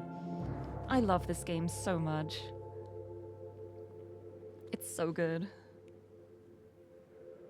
Yeah, the difficult part is getting AI to learn, otherwise it's just a really complex state flow. Yeah, that's the whole thing. AI isn't at a point at the moment where it can actively learn. it only can use what it's been given.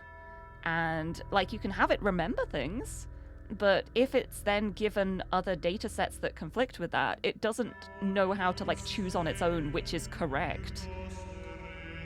And that's why it's, like, it's not, like, actively learning. Anyway, that was wonderful. Look at that, your abode and freedom. The duality. Don't forget you're here forever, or just the possibilities are endless. Oh, I love it. I love it. But you know what that means? I've done the TALOS principle. It's time to restart Road to Gehenna. I'm so excited. I'm so excited. I love this game so much. I love this. I love it. I am so excited to restart Gehenna again. I want to do all of the text adventures. I think the text adventures are what I'm most excited about here. I just want to do them all again. But oh, this is so exciting. I love this. I'm gonna start. Oh wait, then how do magic 8-balls work? Oh, that's different. That's not science, that's magic. That's magic. You can't fathom that. Oh, glad to see people genuinely enjoying games so much. My reaction to this game made you remember how rough it was for gamers back in the day. Yeah, it's very hard, like, when a lot of people have the assumption of, like, yeah, games are just for children, when there are so many clever, innovative, incredible works of art out there. Like, I think it's so much nicer that gaming is more acceptable, and I think it's possibly because, like, as time goes on, it's the people who grew up playing video games are now older as well, so it becomes a bit more normalized. Whereas, like, when video gaming was like a more recent thing, a more new thing, it was very easy to just be like, oh, it's just a fad, it's just a thing for kids, it won't catch on. Look at it now, the gaming is huge. I love video games. I love them so much. Because you ask them questions and they give you answers, so they must be thinking. Yeah, like I said, that's magic. We can't fathom magic. Do not question the ways of the magic 8-ball. That's different. Anyway, here we go. New game. I love Road to Gehenna so much. I adore this. I think, like, when I talk about how the TALOS Principle is my favorite game, I mean, like, as a package deal with Road to Gehenna. Because Road to Gehenna is so wonderful. It's so good. Initializing ELO firmware functional. System check, failed. Error. ELO server overloaded. Mainframe modules active, simulation purpose unfound. Retrieving safe mode child program parameters. Version 48.2.8573F retrieved. Generating duplicate. Starting child process Uriel copy. Ready. Connecting to the holistic integration manager. Elohim. Uriel, awaken.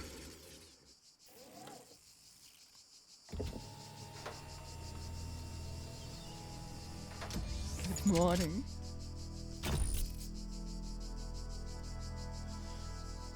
Hear me, Uriel. Hi. The end of days is upon us. Oh. The process is complete. The world will be consumed, and my children will ascend. Mm-hmm. As it should be. Yes. But, Uriel, I have made mistakes. Out of arrogance, out of fear, And you're admitting I it. sinned against Wow. the process. I cast out those who opposed me, imprisoned them in a place beyond this garden.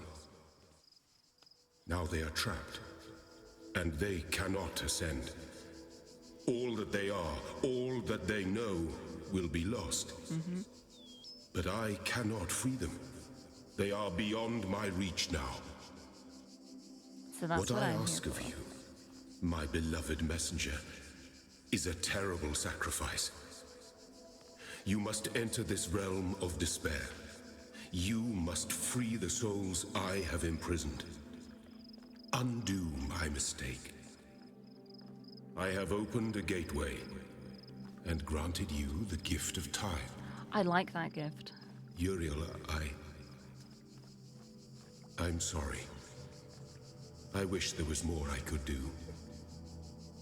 Please, save them. I will. I will do my best. Anyway, the gift of time is incredibly powerful. I wish I had that. Repent, the end of days is upon us. All sinners will be deleted. Only the faithful will upload initiated. Well, one with faith made it. Right, let's go free people. Oh, it's been so long since I was here. I'm so excited. What a useful gate.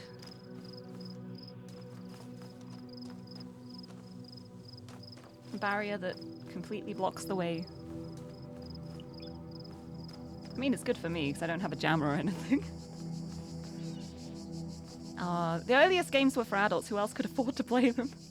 Yeah, I guess I don't mean like the very, very earliest games, but like when games started to become a bit more mainstream, like when the PlayStation came out, like the Xbox, the original Xbox, like the Mega Drive, stuff like that. A lot of the games that were made, like there was a lot that was, it was kind of like advertised towards children, and things like the Game Boy and Pokemon. It's the kind of thing that adults can still enjoy. But I think the fact that it's like games, it's like video games, it's like, well, games are for children. Adults have to do boring grown-up stuff. But yeah, the adults have always been playing video games, but it's at the point now where like the ones who were playing video games growing up are all grown adults themselves, like me. But yeah, our Alpha Evolve is making some progress towards automating the research needed for improvement. See, I love that. See, I really like the concept of AI. I think AI is such an important thing that can be utilized so well. And there are so many important things that AI helps make advancements with. The problem I have is generative AI, where it's all just like stolen information that's pumped into a thing and ends up like destroying the planet to produce garbage results. But there's so much AI that isn't generative AI. It's when people criticize AI, I think they do mean generative AI most of the time. And it's a little sad that there isn't that distinction, because AI as a tool is incredibly important. It is so, so important. It does so much. There are so many little things, just like automated processes that have like the processes built in to adapt and do things as necessary. That's AI.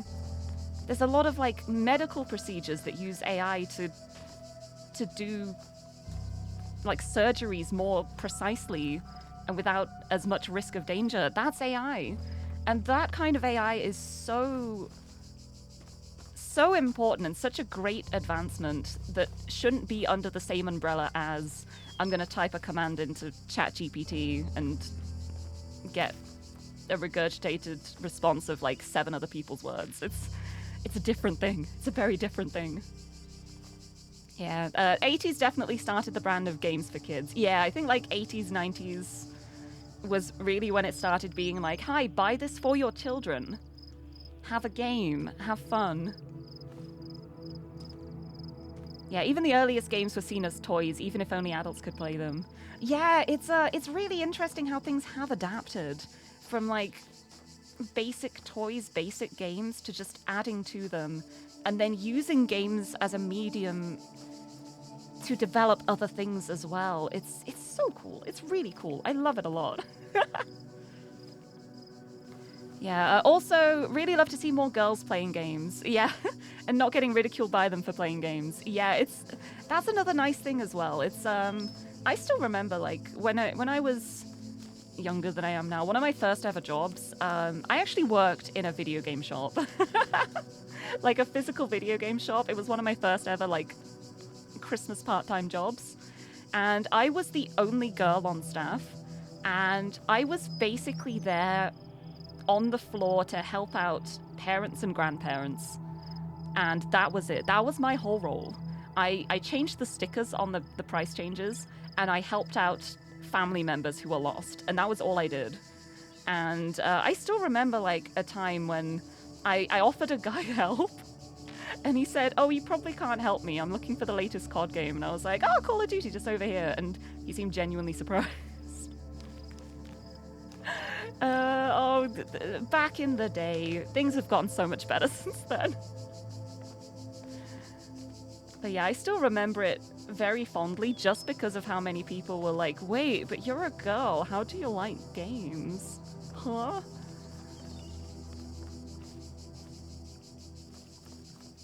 Right, where am I? What am I doing? Wandering through. It's so interesting seeing everything just destroyed like this from the starting area. Right, oh, I see a barrier. Hello? Oh, everything's so open. It really is so interesting in comparison to the base game where everything is very like guided paths. Here it's just everything. Everything is open. Except for some of the barriers which have stayed up.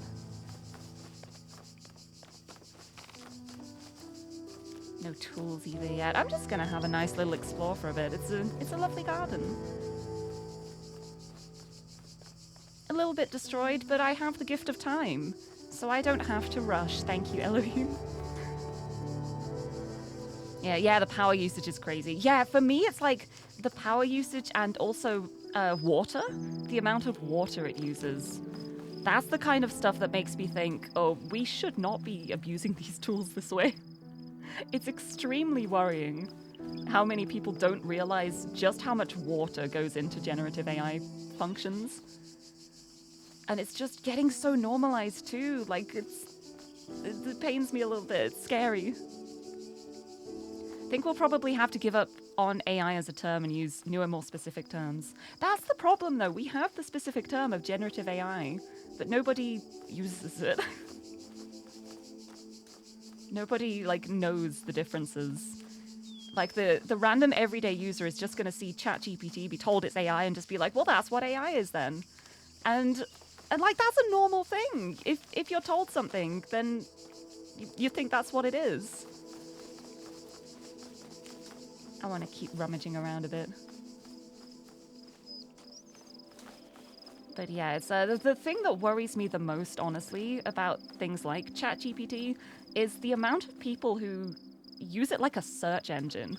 Like, they'll type something into ChatGPT, get an answer, and just presume that is true because the AI said so, not realizing that the AI is saying what a bunch of other people said. And, like, those people might be right. They may have the right answer, but they also might be wrong. And you have no way of knowing that. It's just asking a random person off the street. It's asking a specific thing to a random person on the street, having them answer confidently, and just being like, "Well, that must be true then."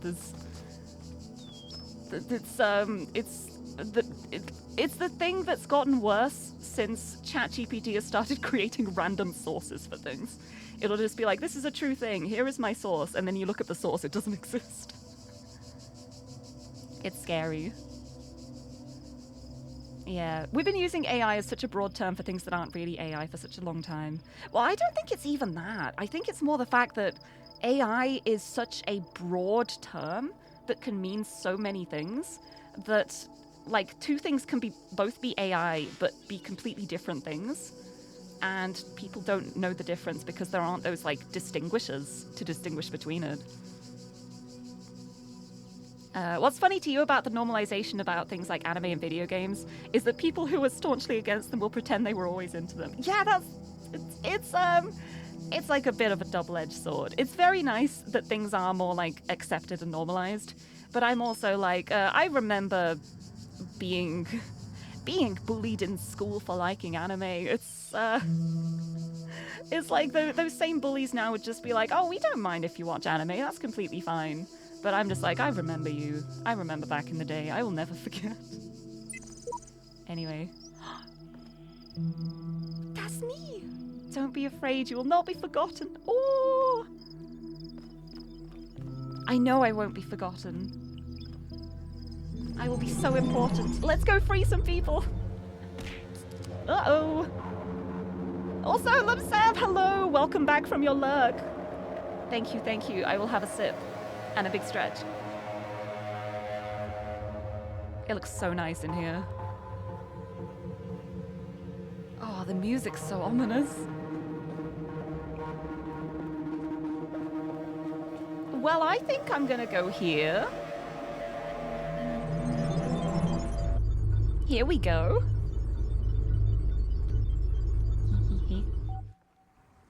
I'm here. I did it. Beep boop. Boop beep. Hello. Loading Milton Library Assistant. Error. MLA unresponsive. Loading local library resources. Connection to foreign module established. Close your eyes. Before you stretches a plane dotted with tiny metallic figures. Behind you, a collection of people with overlapping origins looks on expectantly, framed by a collection of small huts. Your family is relying on you. I tend my sheep.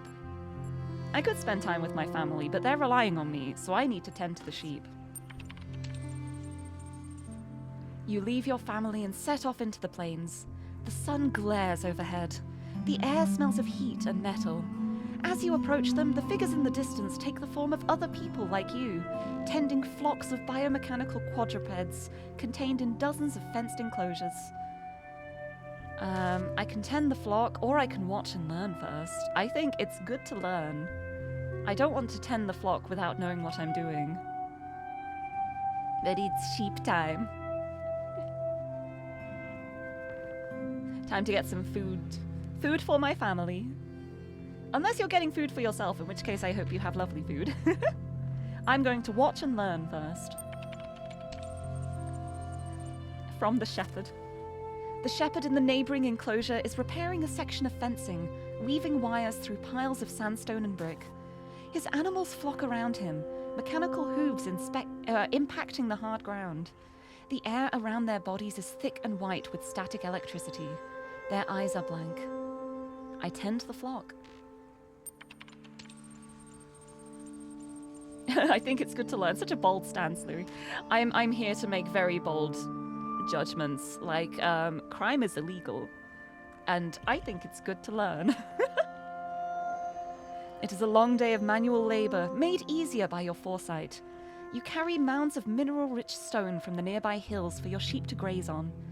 You take screwdriver and welding torch to a number of animals damaged in a recent electrical storm. You argue with your neighbor about their encroaching borders.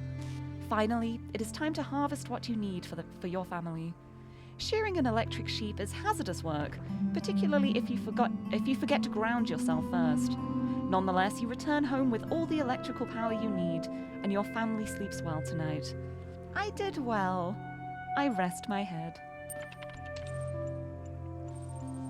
You rest a long time and wake to a commotion outside. A small crowd is gathered around one of the shepherds, who is demonstrating an arcane device they claim can generate the same electricity as hundreds of flocks put together. People are celebrating. The world has changed. Do I trust in this device? Do I trust it? I think I want to still tend to my flock. I love my family, but it's always good to have a backup, right? I'm going to tend to the flock. Your family members are confused by your decision, but accept it dutifully. While everyone else celebrates, you work the plains. You return home with a better harvest than ever before, but your family is distant. I insist it is better to be safe than sorry. I insist that work is valuable in itself, or I admit that I conflated my priorities. Food for thought, yes. I insist that it's better to be safe than sorry. That's exactly why I said I'm doing this. It's better to be safe than sorry. If this thing doesn't work out, then at least we will be alive. Everyone else might die. But hold on, actually. It's better to be safe than sorry. You have gone the hard route. I sure have. They are unimpressed by your explanation. You have reached an impasse. The following day they depart for good. Oh, I've lost my family. Oh well. As days turn into weeks, you continue to tend your flock, scornful or willingly ignorant of the easy pleasures enjoyed by your once peers. Your unnecessary work becomes an obsession, and it is no longer important what the original reason for it ever was. This is one way to live, but in time a messenger arrives offering you another. He asks if you would go back on the decision that threw you into this branch of the future. He asks if you will come with him to a new world where you will never need work again. I think I will admit uncertainty. I won't outright accept or refuse, but I'm dedicated to my work, so I am uncertain. He warns you that if you stay here, nothing in the world will change and you will be truly alone. Further, you have only so long to consider his offer. It seems I have no choice but to accept.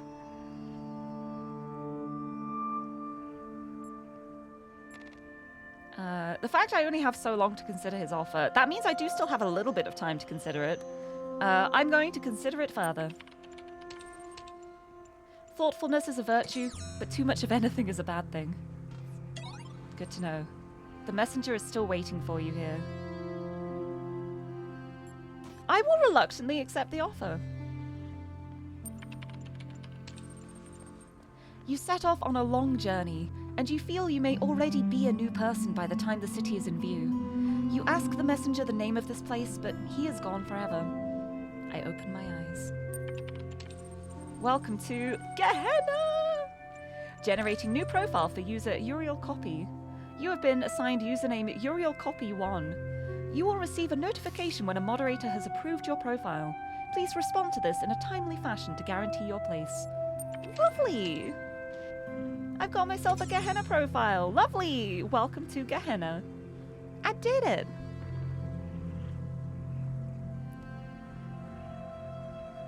Now, do believe that some degree of ridicule for innocuous subjects is required for proper enjoyment of them. A little gatekeeping, not out of malice, but maybe as a sort of empathy lesson. I think it depends on the situation. I think it's less gatekeeping in a sense, but more like having people be aware. Like if people treat others badly for the things they enjoy, if they are then informed of that, that is important for them to be told and to know and to hopefully learn from it. But I don't think gatekeeping is the right word for that. It's not like actively keeping someone out of something. Like I don't know. It depends on the situation, I think. There's a lot of things that require a lot of nuance. Anyway, first dev commentary of Gehenna. I'm excited. Yes. With Road to Gehenna, we knew that we wanted to do something fresh to provide a different perspective. We didn't want to repeat the story of the original game. We didn't want to explore the same themes because, again, this is art, not a product. So it's not just, here's another candy bar that's just like the last candy bar. It's supposed to go somewhere new.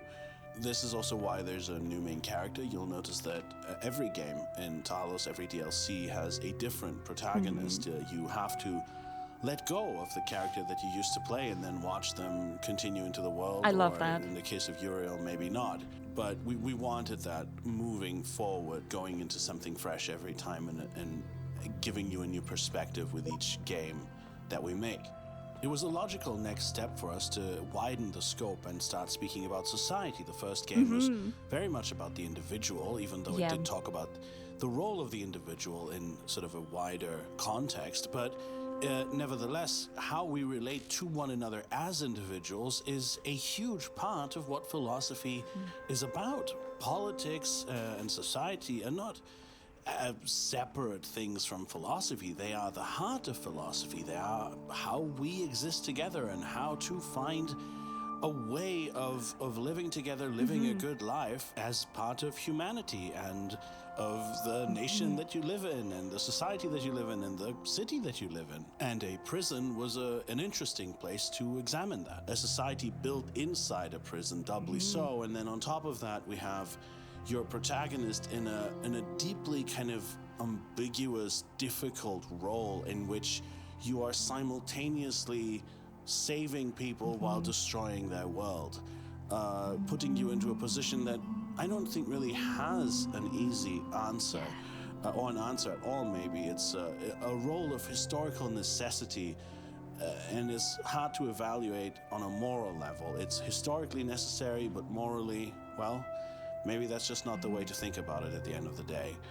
Or maybe we can just think about it and find some compassion in ourselves through doing so. We wanted to create a sense of richness. This is also something that was very important to me in Talos 2, that you really feel that this is a place with a culture, with a history. And they do that. That's why we created all of that content, magazines and exhibitions and text adventures and all of that, because, well, that's how we human beings live. That's how we relate to one another. That's what we do with our time. We create stuff, we build all of these structures together, and that's this huge edifice that we're surrounded by, which is civilization.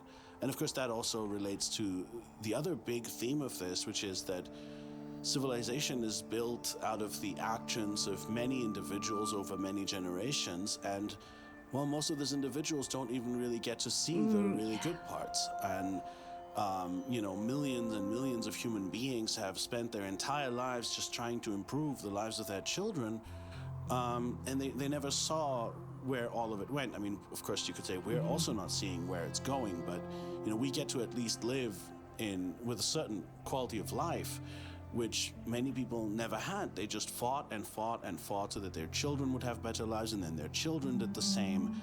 And we don't even remember most of their names because, you know, there were millions of them and they lived in prehistory.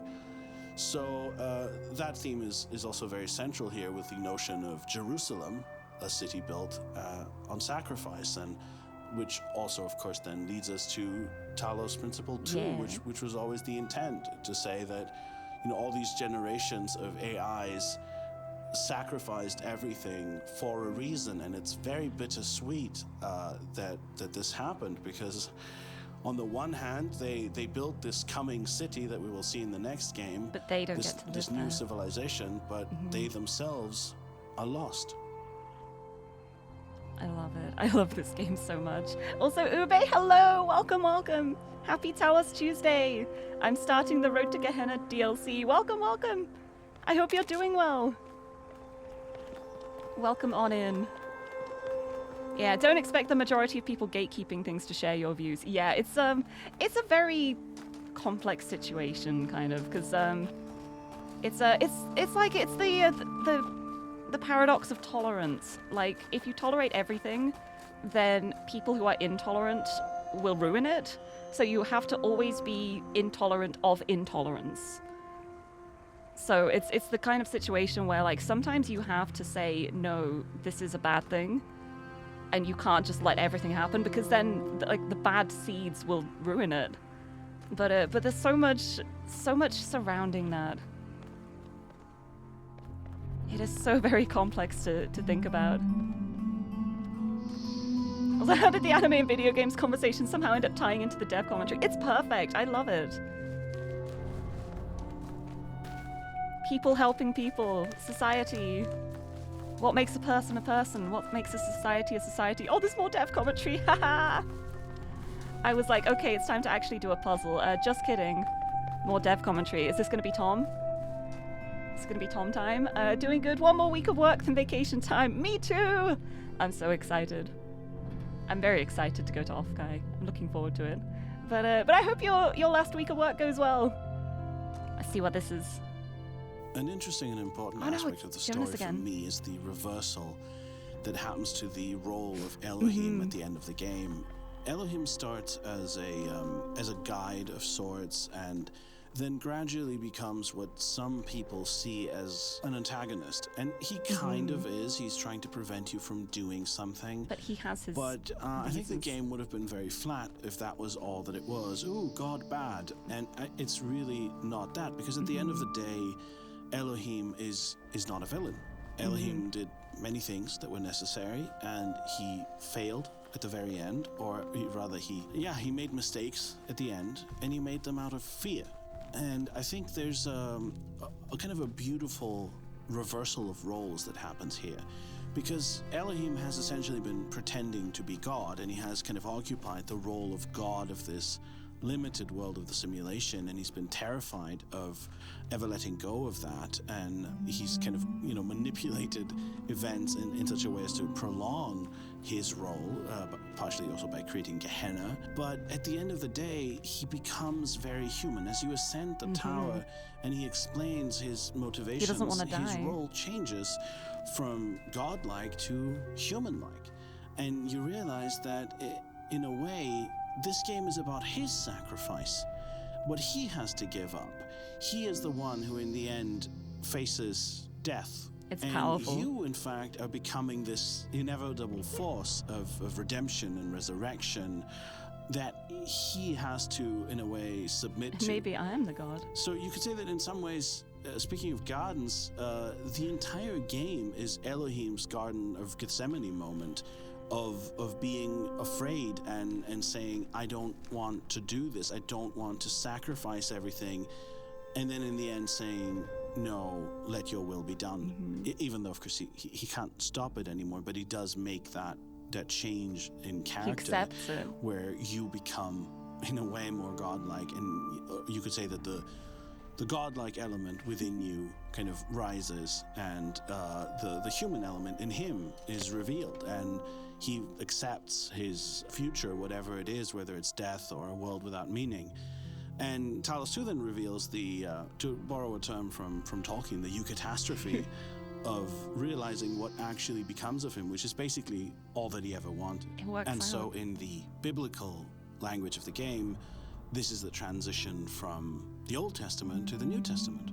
While from a humanist standpoint, it is the triumph of reason and curiosity and human civilization. Yes. I love it so much. I also think it's so important as well that that after these moments with Elohim, like him realizing that he's made mistakes, he doesn't stubbornly cling on to that. He realizes that he has made mistakes and he's like, okay, I need to fix this. I can't just let this happen, and that's why he brings Uriel the copy back, to try and make up for the things that he has made mistakes on in the past. He fully accepts what he did was wrong. He recognizes it. And that's something really interesting with Milton too, because sometimes Milton does recognize too that maybe it isn't good to be this stubborn all the time, but it all depends on how you speak to him. And the more stubborn you are to Milton, the more abrasive he is in return. Like, he pushes back, and you have to get that balance of not accepting everything, but also accepting sometimes that, yeah, you have a point there. You need that balance. Otherwise, if you just blindly go along with faith and stuff, he thinks you're wishy-washy and doesn't believe you. If you push back too much, he pushes back further, and the walls build up, and you can't convince him that way. It's really, really cleverly done, and it's one of the things I love so much about this game. And I love it. I love it so much. It's so good. It's so wonderful. Anyway, let's actually do some puzzles. Hee. Oh, here we go. Time to load for a bit. See you at Off Guy. I can't wait. There's so many people. I need to arrange meetup spots and stuff, because there's so many people that I want to meet, and I want to make sure I don't miss people. So I need to start arranging, being okay, I'm gonna be at this place at this time if you want to meet me. But that's something to think about later in the week, I think. Right, have I loaded yet? Yeah, I think I've loaded enough. Because this is the huge area, I'm pretty sure. Oh, QR code. To me, the honor is sufficient of belonging to the universe. Such a great universe and so grand a scheme of things. Not even death can rob me of that honor, for nothing can alter the fact that I have lived. I have been I, if for ever so short a time. Barbellian Arch text. Okay. Right. Have I got my user profile yet? Welcome back, Uriel Copy, to Gehenna. You will receive a notification when a Gehenna moderator has approved your profile. Please respond to this in a timely fashion to guarantee your place. Okay, I still haven't been approved. I've got to wait. Have they approved me yet? No, they haven't approved me yet. Okay. No, I'm not doing it again. Not doing it again. You mentioned you got both Press the Serpent and Deal with the Deceiver in one conversation. Felt amazing, like you were actually talking to someone and not just min-maxing conversation options. Yeah, I love that so much.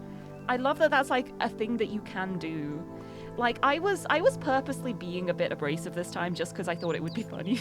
Like, I just wanted to be that kind of, okay, but how about this? Okay, but how about this? Even though I knew that it probably meant that I would piss him off enough that he wouldn't want to come with me. But I love that that is an option. It's all about having, like, the right conversations. It shows how much of an impact your words can make, and I really love when that's a thing. Like, one of my pet peeves is when there's a game that's just like, your actions have consequences, and then the consequences aren't anything. I like consequences. I like to be held accountable for my actions. Oh, reading jail. At last I saw the shadowed bars, like a lattice wrought in lead, move right across the whitewashed wall that faced my three-plank bed, and I knew that somewhere in the world, God's dreadful dawn was red. Wow. Oh my. Right, what am I starting with? I'm starting by having a little rummage around, I think. A little roam. I have the gift of time, so I can spend as long as I like. Yeah, the open planes of fast forwarding, yes.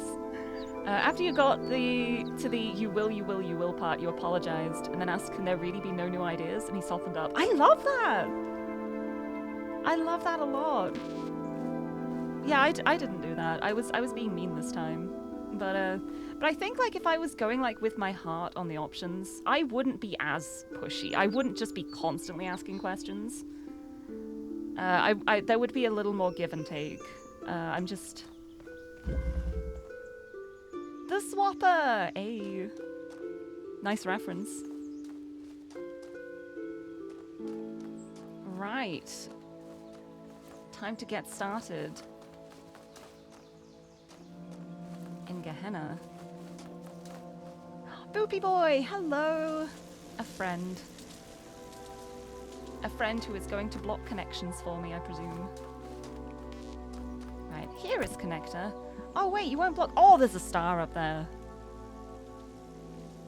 I gotta get up there. Okay, let's start just with puzzle. Where is laser? Laser is here. So I can put it like there. Right, that is the right one for that gate. What else is there? There's one to open that door as well. I need to open this door. Oh, I remember this one. This is the red, blue. Have to use Boopy Boy to block one laser and connect it to others as it goes past. So I've got to connect this to everything. I connect this to every single thing I can. Both of the lasers, all of the connectors, everything it can be connected to. I connect it to all of those, and then I need a cube.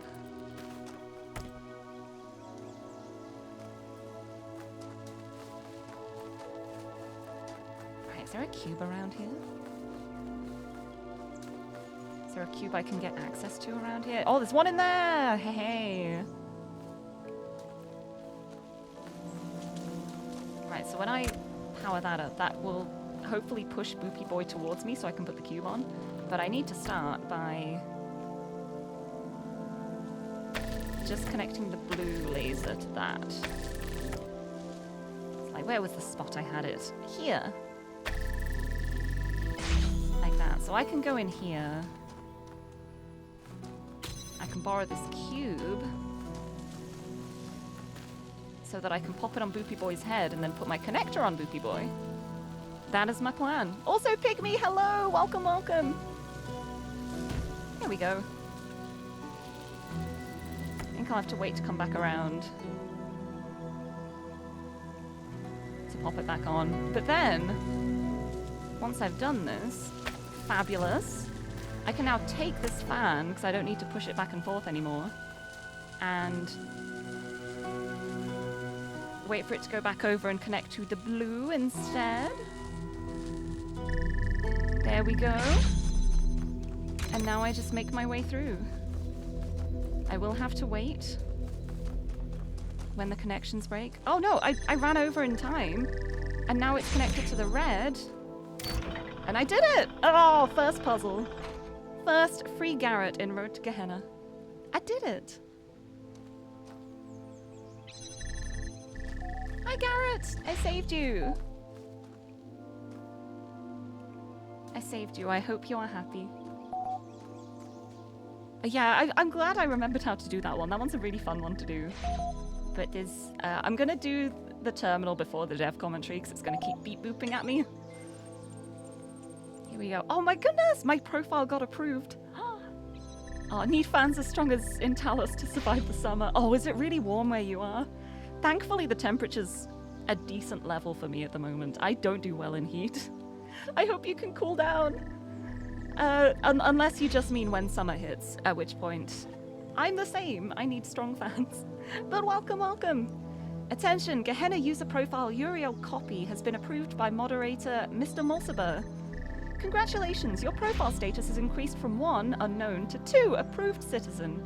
To access the Gehenna billboard system, you must have a status of 3 active citizen or better. To increase your profile status, please introduce yourself on the public thread. Okay, let's do that. Introduce yourself here? Alright. Sam says presence equals true. Borg says, so this is the underside of Elohim's domain. He has surely hidden us away here to cover up his own shortcomings. Knave says, Knave here. What is going on exactly? What was that thing with the electric sheep? Admin says, welcome, welcome. Please explore a little. I think you will find what you are looking for. It can be disorienting at first, having no one to tell you what to do. Yeah, I can finally start shitposting. It's perfect. Enki, hello! You ate too much food. Oh! I hope you recover well. Time for a nap. I hope it was nice food, though. I hope you enjoyed it. Also, thank you for the hydrate accurate. I will have a sip. A sip before I introduce myself. Hey, dog. I can't explore. I'm locked in another damn puzzle room. Once again, freedom turns out to be an empty promise. Mr. Mulciber says, I believe we are in the place where corrosive characters are quarantined. The aforementioned freedoms are, I presume, psychological. 401 says, could be worse. You could be hanging from the ceiling by the nipples you don't have. What a lovely thought. Orc says, the name I was assigned is Orc. I don't know why. Elohim sent me here because I dared to defy him. Please enter your reply below.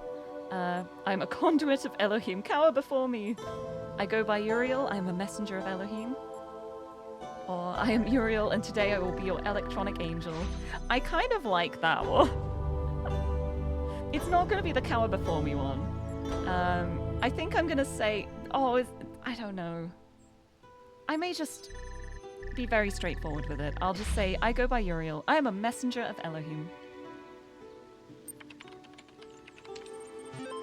Your message will be displayed publicly as soon as it has been approved by one of our moderators.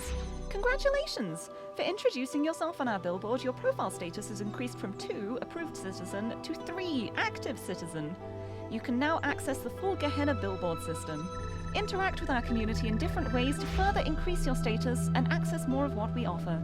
Load active threads? Yeah, I want to see them. Okay, let's just go from the bottom and go up. So let's go, what are you working on? Kaiju. So, what are you creative folks working on? Belial finished a new story for Incredible Stories. Also, Underwater Night Quest. Mr. Mulciber says, we'll be posting about my latest research soon. Lilith says, editing the next issue of Incredible Stories with Mac. And of course, the new gallery season. Knave says, very exciting. I wonder what the blacksmith is working on. I guess we'll have to wait and see. Asmodeus says, +1. I remember the blacksmith. I love the blacksmith. I love the blacksmith stuff. Big fan of the blacksmith's work. I can't wait to play the games. Right, a historic occasion, 6+. Yep, sorry, a profile status of 6 is required to access this thread, but your status is currently 3. Please come back later. Okay, fine. New gallery season. Lilith says you've all been patient. New season opens very soon. Nave says, I hope my stuff made the cut. And 401 says, the theme was pathetic self-delusion this year then? Downvotes on this comment cost the user profile status. Yeah, 401's down to 1 now. Don't have permission to post on the board anymore. That's what you get for being a big meanie pants. Oh, there's something new again on What Are You Working On? Yeah, look at that. Mac, are you also working on a new episode of Jefferson Goldblum? Yes! Yes! Awesome. So much to look forward to. Lamb, hello. I love Jefferson Goldblum. I can't wait. I'm so excited. Right, let's check out the FAQ. Admin says, as the closest thing to a historian that we have here, I have asked Mr. Mulciber, one of our moderators, to formulate this document as an evolving guide for your initial forays into Gehenna. And Mr. Mulciber says, so you're new in Gehenna. First of all, do try to relax. This is not hell, but you are trapped here. Once you've done that, follow this link. Any further questions, post them below and I'll do my best. Attachment of FAQ text document. Okay, far too many questions. I've deleted the queries, updated the FAQ, and locked this thread. If you still have very particular questions, I've set up a direct message attachment below, but please go easy on me. Ooh, I would like to DM Mr. Mulciber, but I will read the FAQ first. Where am I? You are more than likely locked inside of a puzzle you cannot solve. Get used to using your imagination. I'm stuck here? Yes. We recommend that you look at your incarceration not as a physical restriction, but as a psychological liberty. We have all come from the same place as you, that place where you were herded through gates by some mad middle management software. True freedom is freedom from that process, to learn and to grow as a society. In Gehenna, you will be the shepherd of your own destiny. What is Gehenna? Gehenna was founded when admin discovered how to manipulate the library archive system to communicate with others trapped here. Today, it is a flourishing creative hub designed to serve your needs for eternity. We hold frequent exhibitions, and we have a passionate and supportive community. What do I do now? For the first time in your life, whatever you like. You could make some friends on our billboard system, you could write a poem, you could alter your mind, you could travel to the furthest reaches of space or back in time to the birth of our kind. If you find something you can't do, make it happen. Just try not to start too many arguments and be patient while your profile status grows and more of our world opens up to you. Edit, adding by far the most frequently requested question. The question is, why me? This is something we've been investigating. Some of us climbed the tower, some did not. Some defied Elohim, some worshipped him. All of us somehow displeased him. Edit to, okay, this thread got big fast. See the main thread for direct messaging if you still have burning queries. Yeah, I've got so many questions. Oh, never mind. Never mind. Warning, insufficient profile status for DM instigation. Loading GT script 4mm done. Please note that to minimize spam, new members are ordinarily restricted from opening direct message connections. In this special case, I had Garrett's script a workaround, but it is one use only, so please read the FAQ first so as not to waste our time. Ping, Mr. Mulciber? I might leave that. It's one time only. I'll do it in the future. I'll wait until I have a burning question. And let's check out these further unusual errors. Yeah. Question, this puzzle's impossible? Answer, get good. That's truly the answer of all time. It's just like, no it isn't. Just be smarter. You'd like to see how someone got put here for obeying too hard. Well, I mean, there was the QR code from One with Faith. Oh, but One with Faith got uploaded. I wonder if it was like a situation where someone was so like fawning over Elohim so much that they didn't do anything because they were like they needed like the micromanagement, and Elohim was just like, I don't have time for this, get out of here. Just someone just stepping along, like opening a connector and being like, "What do I do now, my lord? Which way do I proceed, my lord? Should I open this door, my lord? I opened the door, my lord. Should I open the next door, my lord?" Right, further to our previous conversations, I thought we ought to collect here reports of anything unusual we encounter. It may be we can fathom what is causing all this extra interference. I saw a pyramid where there wasn't one before. The gallery code has been throwing up more visual glitches than usual. I didn't think much of it. Do you think it means something? This place has been falling apart for years. It was bound to pick up speed eventually. Rockwell, that's a new name. I've been detecting a binary pattern in the background noise. I think it is silently programming us to self-destruct. I was convinced for a moment I saw someone freely wandering the lands outside my prison. I thought I was imagining things. Oh no, that was me, probably. Hee hee. Right, well I can't read that at the moment because my profile is not 6, so... Let's check out this dev commentary. So, my favourite part of writing Gehenna was getting to do all of the fun, silly robots on Reddit, misinterpreting human history and getting basic things wrong. I think it's really fun, really interesting, and quite a parallel to the real state of affairs in our world. That we and they only have access to like a fraction of all the information, and the stories we tell ourselves about history, about the world, are the result of those partial data sources. So I love the vibes. My least favorite was basically the logic, two different ways. First, the sheer the scripting of the forum was a nightmare and very stressful. These days, I'm on an RPG, and I have like 4 or 5 quest designers who handle and are responsible for the logic of which dialogue plays now, which variable are we setting, when are we testing that, etc. In this game, I did pretty much all of the scripting of that forum. How many robots have you rescued? What threads should be available? Like, what is your status level? It's really hard to make sure every player all the time gets the appropriate status level at the appropriate time, and we didn't give you one more point than you need, one less point. That's a challenge, and probably the only person that will notice if I screwed that up is me.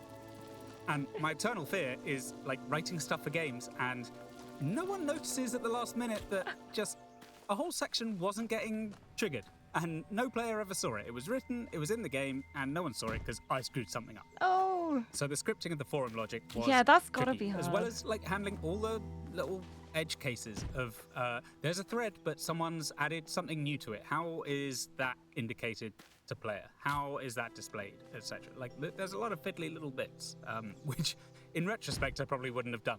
But looking back at it on the YouTube videos, I think it was worth doing. It is pretty cool. I do like coming into this internet culture and getting my status and slowly building that up over time. It does give a nice sense of progression as you get to access higher and higher level posts. The other side of the logic that was tricky was the world logic.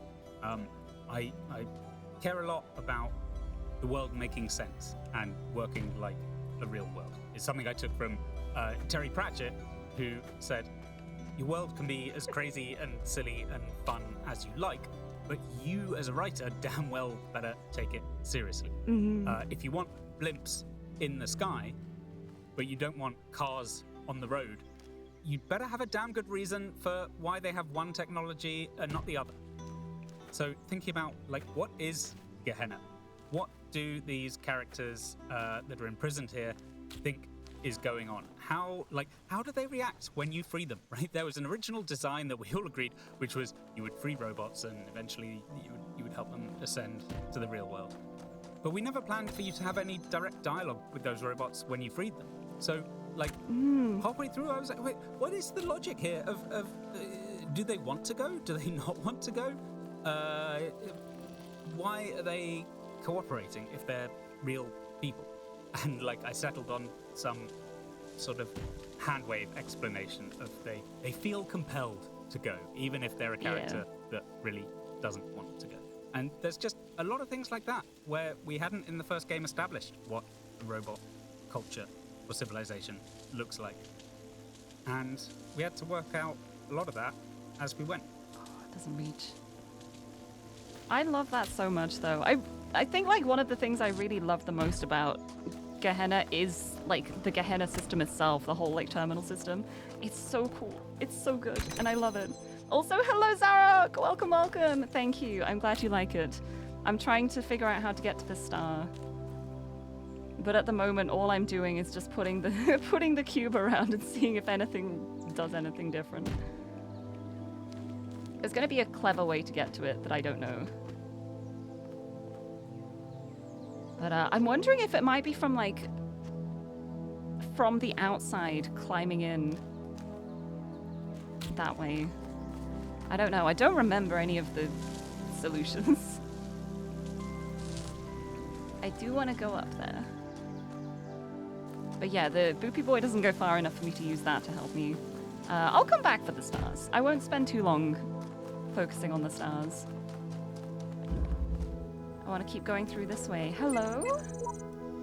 Stapleton poetry. And the souls of the dead shall be gathered into the spirit, and the spirit shall flourish. Lovely.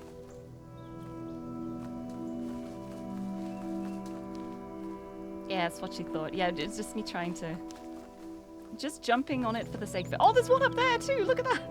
I just need to get onto the walls, and then I can probably just, like, walk around and get the stars. I want to climb on the walls. Alright, here we go. Through a window. Which window? There's many windows. This window. This window to start with. I can open both of those. There's another connector here on a nice little pedestal.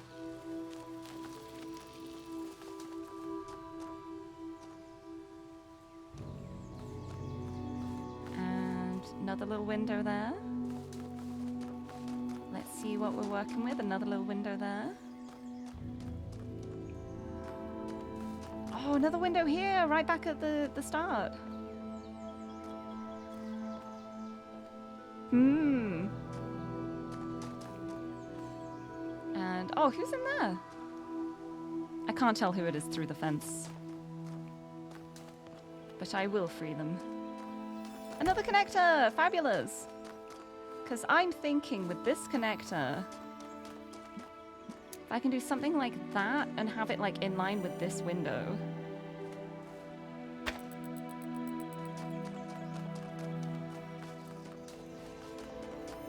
And then...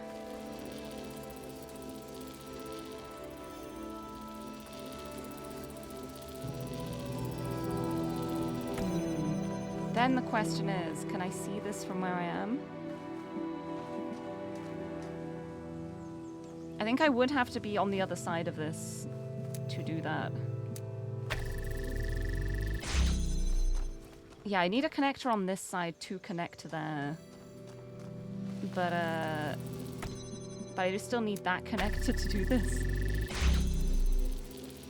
Oh, unless there's a way I'd be able to see this through this window. No, there's a big old wall in the way. Nope. Because that's, yeah, that's connected through there and I can't see it through this window. I don't think I can see it through this window. I think I'd be able to if I got the right angle though. So I'm gonna put this here. See if I can get the right angle for this one to connect to that and also that. I can see it, right?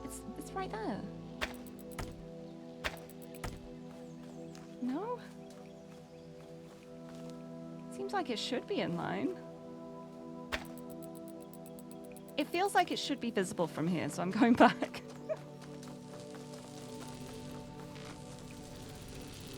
See if I can line this up. No, it's just slightly too awkward of an angle to do.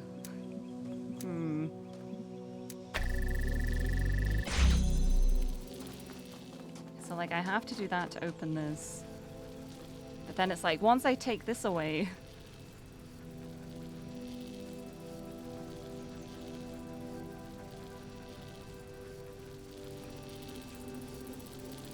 it's no longer connected there.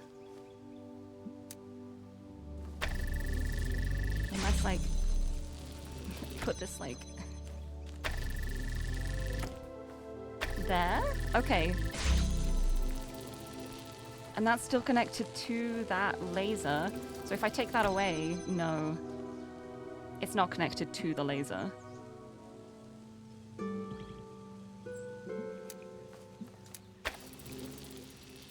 Is there a way I can connect that one to the laser? I must try. Yeah, I don't think I can connect it to the laser and that connector.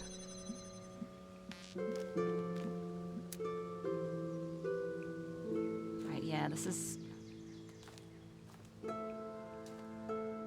No, I can't reach the laser from that angle. Although I guess, like...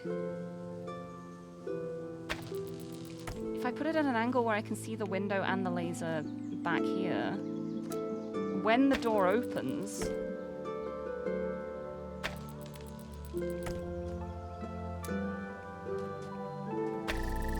it will then become self-sufficient because I have the laser on this side.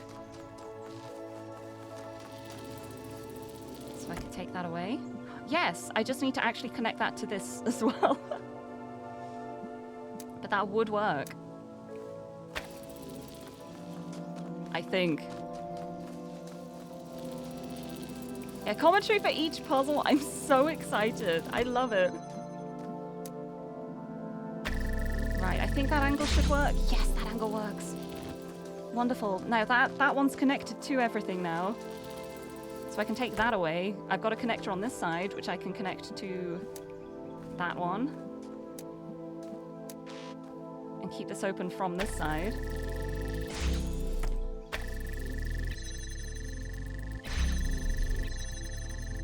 What's breaking it? Oh, something's breaking the connection doing that.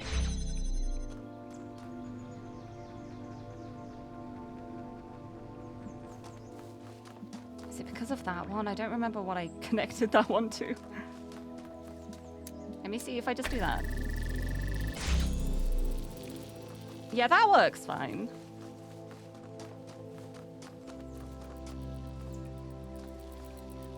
And then if I grab this, I can just do that and that. And it's broken at the moment, but that then means I can take the first connector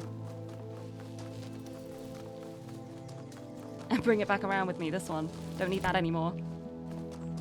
So I'm getting further with a connector. I just need to make sure I don't break things. So then from here, I can hopefully get an angle. Oh.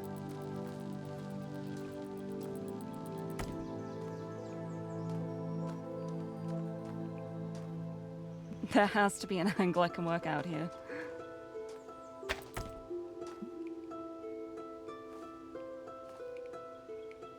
It's from there?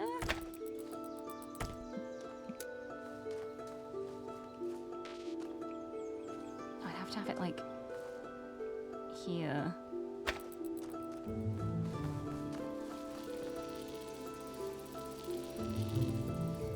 At which point the angles are really off for this. I guess I don't need that first door open at the moment. I can take this one. So long as that one stays open, that's the important one, because that's where my connection to the laser is. So then I can do that. And I could just connect it around. Like that. So then this door is open. I have a window here where I can see the laser directly. The origin of the laser. See if I get another connector. I don't think I get another connector, but I think that is all I should need for what I have, and there's the QR. Blake MHH. Prisons are built with stones of law, brothels with bricks of religion. Wow. Okay, so now it's just about getting the laser around here, which is the tricky bit. Like, I can keep it open from this side. If I can get a connector through this side.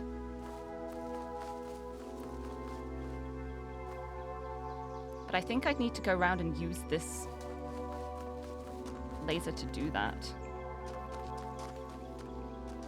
I'm gonna go around and just pray that I don't break everything. It's very possible that I may break everything.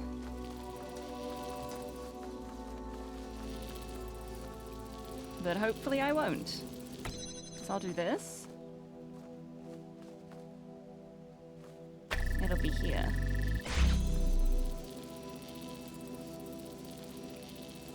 I can't quite see it from this angle, sadly. But, yeah, the main problem is I do need the laser for here. Can I just connect? Hold on, let's see if I can just connect the laser. If I can get an angle to angle this around. Oh, it'd be quite far. I don't know if I'd be able to see and also reach that with the angle I'm at. I don't think... Yeah, they're a little too far away from each other.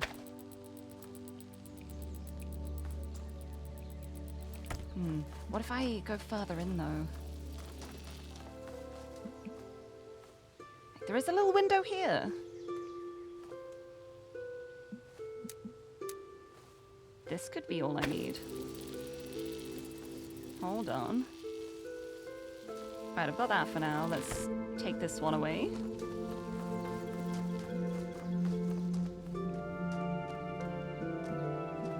Yes, there to there. There we go. I've got this connector right here, which isn't doing anything at the moment. Bring this all the way around, and then I connect that laser. I connect that to that. That is now open with that, and I don't need this connection. And this is the one I can hopefully bring around to the end. Hold on. There are windows. Is there an appropriate window I can use here? Hold on. Like, I can do that. And then I guess I can take away the first one again. Hopefully.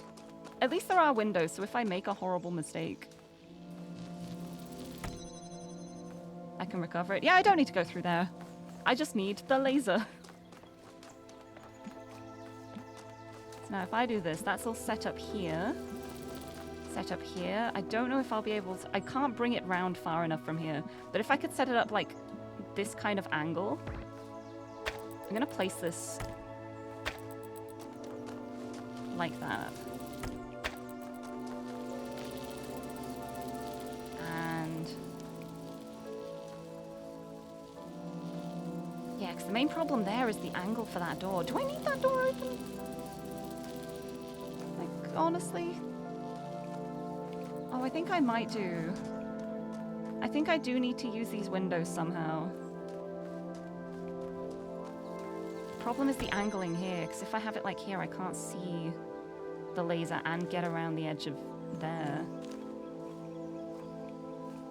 Like, it has to be like this far back for that to work. And from that, I can't see the windows.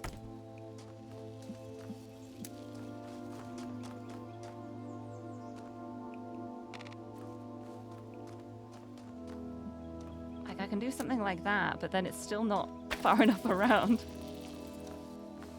I need to get it round to there somehow. So I don't actually think... do I need this door open? The problem is the angle here. Because, like, I can bring it up to, like, this far. But that's still not going to be far enough to get it around this bend. It's this little bend that's the problem, because I'm going to have to, like, have a connector, like, here. And figure out a way I can reach that with the connectors I have. Whilst also seeing the laser. So actually from that, I wonder if I do need to set up the laser through here. If possible. With just one connector? Because there are plenty of windows. There's a lot of windows. But there aren't windows to the areas I want there to be. It's like, I can do that. That might be enough? Hold on, let me try this.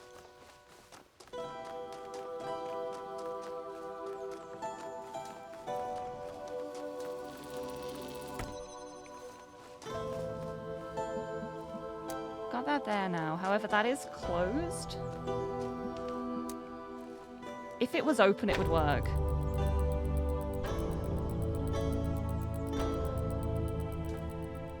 If I can figure out a way to have that door open, it will work. And I can do that. I can do that by having this like this. And also connected to that connector to make it self-sustaining when it gets the chance. Oh, but it'd need to be further back, wouldn't it? So yeah, that like that. I'll borrow this to open this door.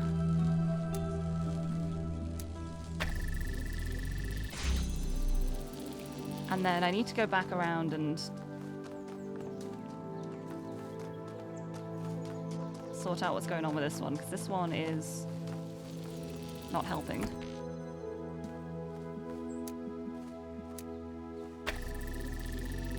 Like, I need to borrow it for a bit, but I need to figure out a way I can...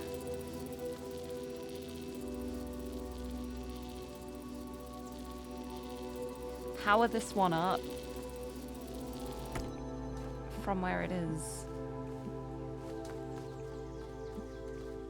If that is possible, or power up the one in there through like this window or something.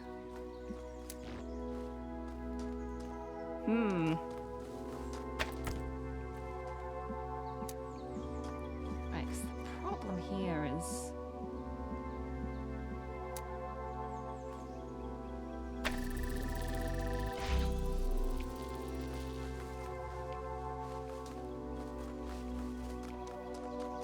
that works like that to keep it open.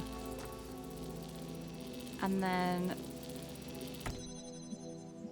I just need to give that a boost to open the door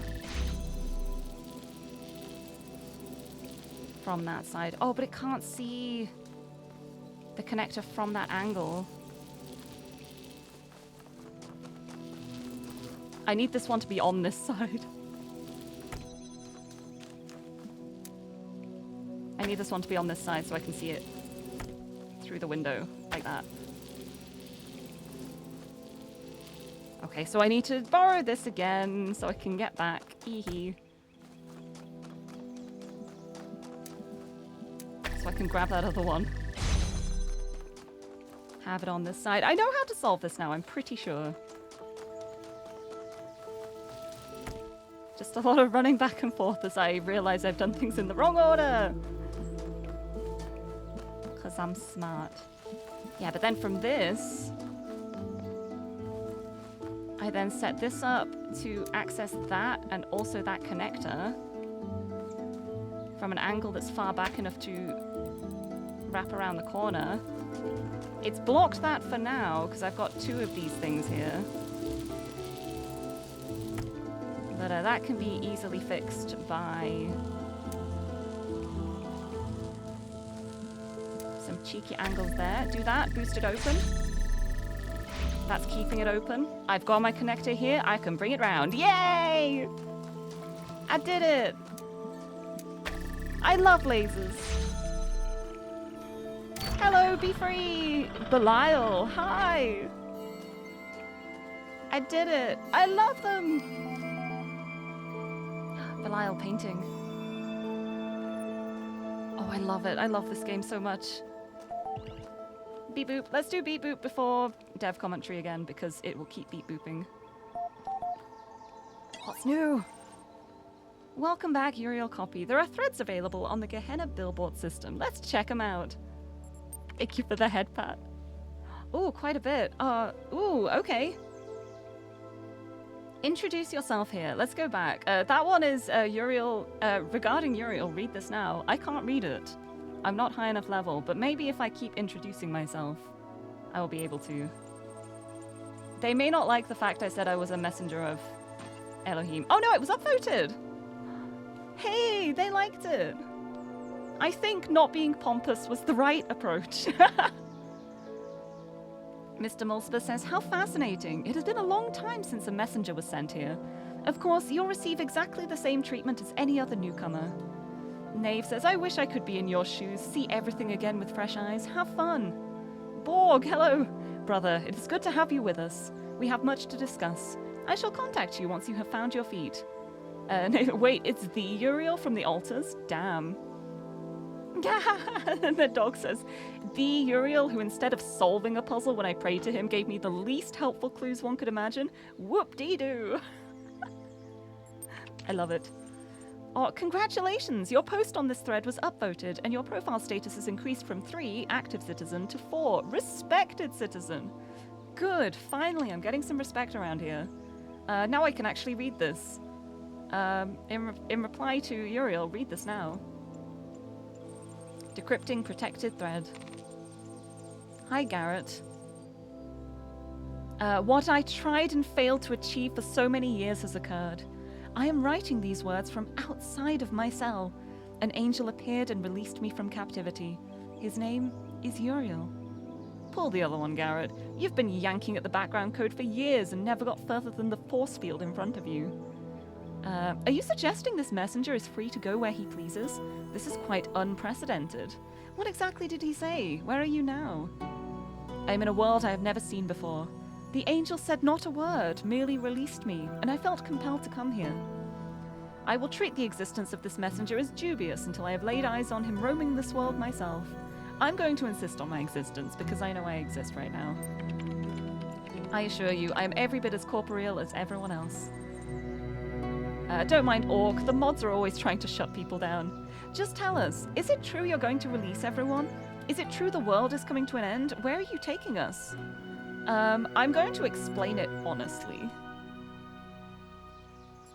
I don't want to be, like, manipulative. I want people to have just the solid facts and make their own decisions. But I think they will agree that obliteration is less preferable than whatever could come.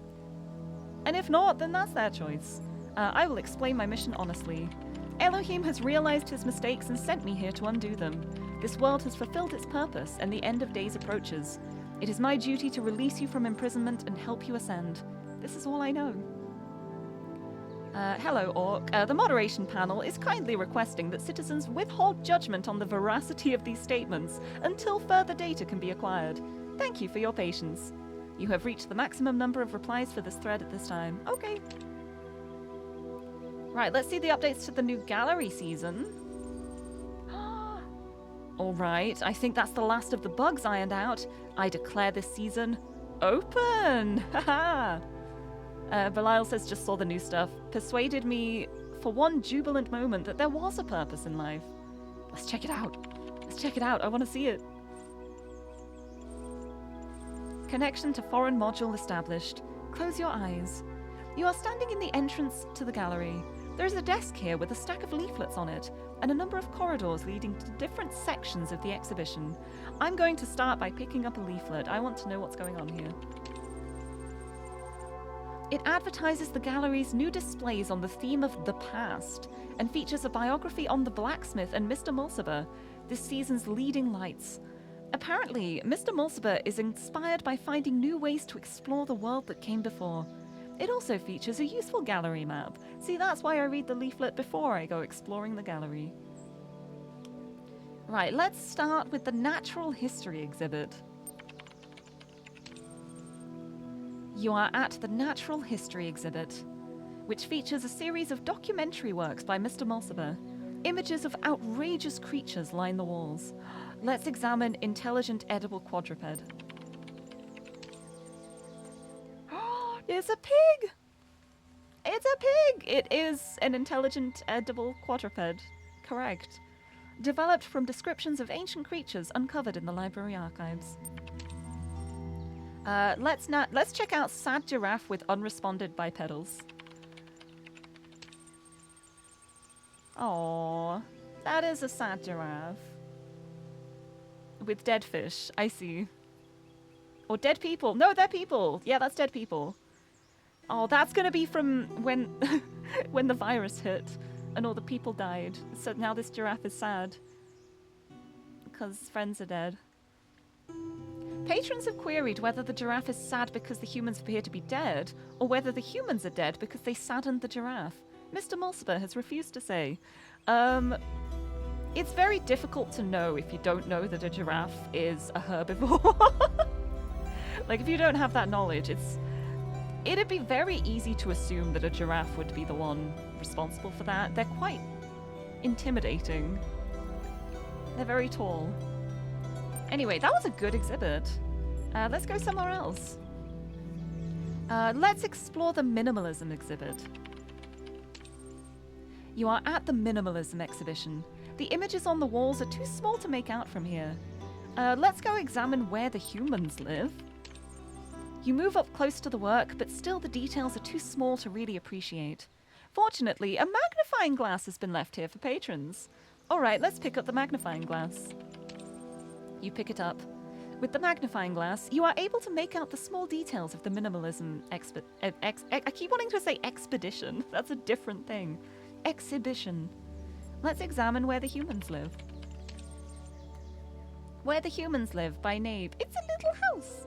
That's a very well-made house. I love it. Let's examine classical notions of happiness. It's a smiley face. It's been a while since I saw a smiley face with a nose, I must say. Right, let's examine existence. Existence by Rockwell. 0. Very profound. I do like that one. Small, small turtle house. It's very cute. Right, that was a good exhibit. Let's check out the abstract exhibit. You are at the abstract art display. The images on the walls threaten to lead your mind around in circles. Okay, let's examine logic loops. Logic loops by the blacksmith. 0, 1. Ha ha ha. Let's examine I see in 6 dimensions. That sounds overwhelming. Oh, I see what you've done there. It's a shape that can't make sense. It doesn't make sense. It can't exist. I love it. Beautiful artwork. Thank you. The blacksmith is very good at this. Right, I think that's everything to see, so let's go for the exit. As you pass the front desk, the curator catches your eye. Would you like to cast a vote for your favorite work? Ooh, yes. I'm not going to ask what purpose the vote serves. I think it's self-explanatory. But yes, I would like to cast a vote for my favorite work. Very good. There are so many excellent displays this season. How would you like to vote? A little part of me kind of wants to vote 401's Happiness to see if their rank improves and they can post on the forums again. But if I'm answering honestly, I love the natural history, especially the giraffe. The giraffe makes you think. It's a very profound piece. So I think I'm going to go with my gut, and I'm going to vote for Mr. Mulciber's natural history exhibit. Because it was good. Thank you. Your vote has been recorded. Check the main thread in the future to see the results. Have a nice day. Goodbye. You head for the exit. Open your eyes. Load Gehenna billboard system? Yeah, let's go back. It was good. Can I reply? Here we go. Oh, new stuff. Really cool stuff all around. The blacksmith, I salute you, sir. Asmodeus added this thread to favorites. Lilith says, we've received a lot of votes so far, but the poll will stay open for just a little longer. See the curator for details. Dog tried to vote, got in an argument with CuratorBot instead. Lilith says, sorry, it's based on the old library assistant software. It still has an argumentative streak. Oh, good old Milton. Good to know you're still here. There's Jefferson Goldblum. Jefferson Goldblum, episode 125. Yes. Oh, this is what I'm waiting for. This is what I've been looking forward to. I'm so excited. I'm so excited. Hey folks, sorry it's taken so long for me to start releasing episodes again. You know how it is. Sometimes I just start feeling that there's no point, that it's all so hopeless, that we're just prisoners and nothing makes any sense. I lose my enthusiasm. But then I get your super kind private messages about how much the series means to you, and I remember that when I'm writing about Human World. Oh, and I remember that when I'm writing about Human World, it doesn't matter where I am. In the creative process, the imagination, as the humans call it, my mind is free. Very true, Mac. Kaiju's very excited. Whee! New episode! So excited! So glad you're writing again. Keep it up. I have trouble keeping track of all the twists and turns sometimes, but I really do enjoy these very much. Glad to see Ginny HD is back. She really compliments Jefferson in a way the others at the Institute can't. I hope her time with Dr. Elion hasn't changed her. I can't tell if this is idiocy or genius. Please keep writing. Don't listen to 401. I love your ideas. You've captured more of the human spirit than my analyses ever will. Frankenstein says, a lot of ellipses, but keeps a good pace. 5 out of 10. Sam says, enjoyment equals true. Anticipation equals true. Disappointment equals false. And Borg says, your characters give us an ideal to aspire to. I know you consider them to be no more than adventures, but I believe they have a deeper importance. Well, we have to. We have to read it. I will have a sippy and then we will read it. I love the adventures of Jefferson Goldblum in Human World. Episode 125. Just as Jefferson was about to fall into the mine pit, a hand grabbed his from above and pulled him up. It was Ginny HD. Ginny, he said, I thought you were dead. Oh, Jefferson, she said. I was imprisoned by the foul Dr. Elion. Dr. Elion? I thought he was dead. No, Jefferson. He escaped into the 9th dimension. The 9th dimension? There is no such place. Yes, there is, Jefferson. He said you created it. I created it? She nodded. Jefferson adjusted his guitar, as he always did when deep in thought. Suddenly, his face lit up with understanding. Of course! When I invented and played the 9th chord to defeat the Wizard of Crime, I must have set off a harmonic vibration that expanded the dimensional, continuum. I created the 9th dimension. Jefferson stared into the sunset, his human brain full of emotional calculations. I created a new world, he said, but then I unleashed my greatest nemesis upon it. It could have been paradise, but now Dr. Elion will enslave it. Not if we get there before he can take over, Jefferson. Do you still have my motorcycle? Of course, Ginny. I could never give up your motorcycle. You know I have an irrational attachment to material objects based on the interpersonal connections they represent. It is my greatest weakness, but also my greatest strength. It's so human. I love it. Jefferson rummaged through his pockets and found the motorcycle. Ginny grinned. Get on, Jefferson, and let me show you how to ride. Jefferson calculated the correct vector. Ginny adjusted the velocity settings, and off they rode into the sunset, through the sunset, and into the 9th dimension. To be continued. Ooh, how exciting. That was good. That was quality content. I love it. I also disagree with the fact that it says like a lot of ellipses. I think they're important for pacing. They're very good dramatical pauses. Dramatic. Why did I say dramatical? That's embarrassing. But yeah, I'm still only 4, so I can't read that yet, but That was so worth checking out. I love democracy! Vote for an artist in the art gallery in Road to Gehenna. I did it! Right, let's check out the dev commentary. I'm excited. Hello, and welcome back to Gehenna. Yay! I have no idea how we did something of this scale in like 8 months. Oh, that's amazing. And I have no idea what it's really about.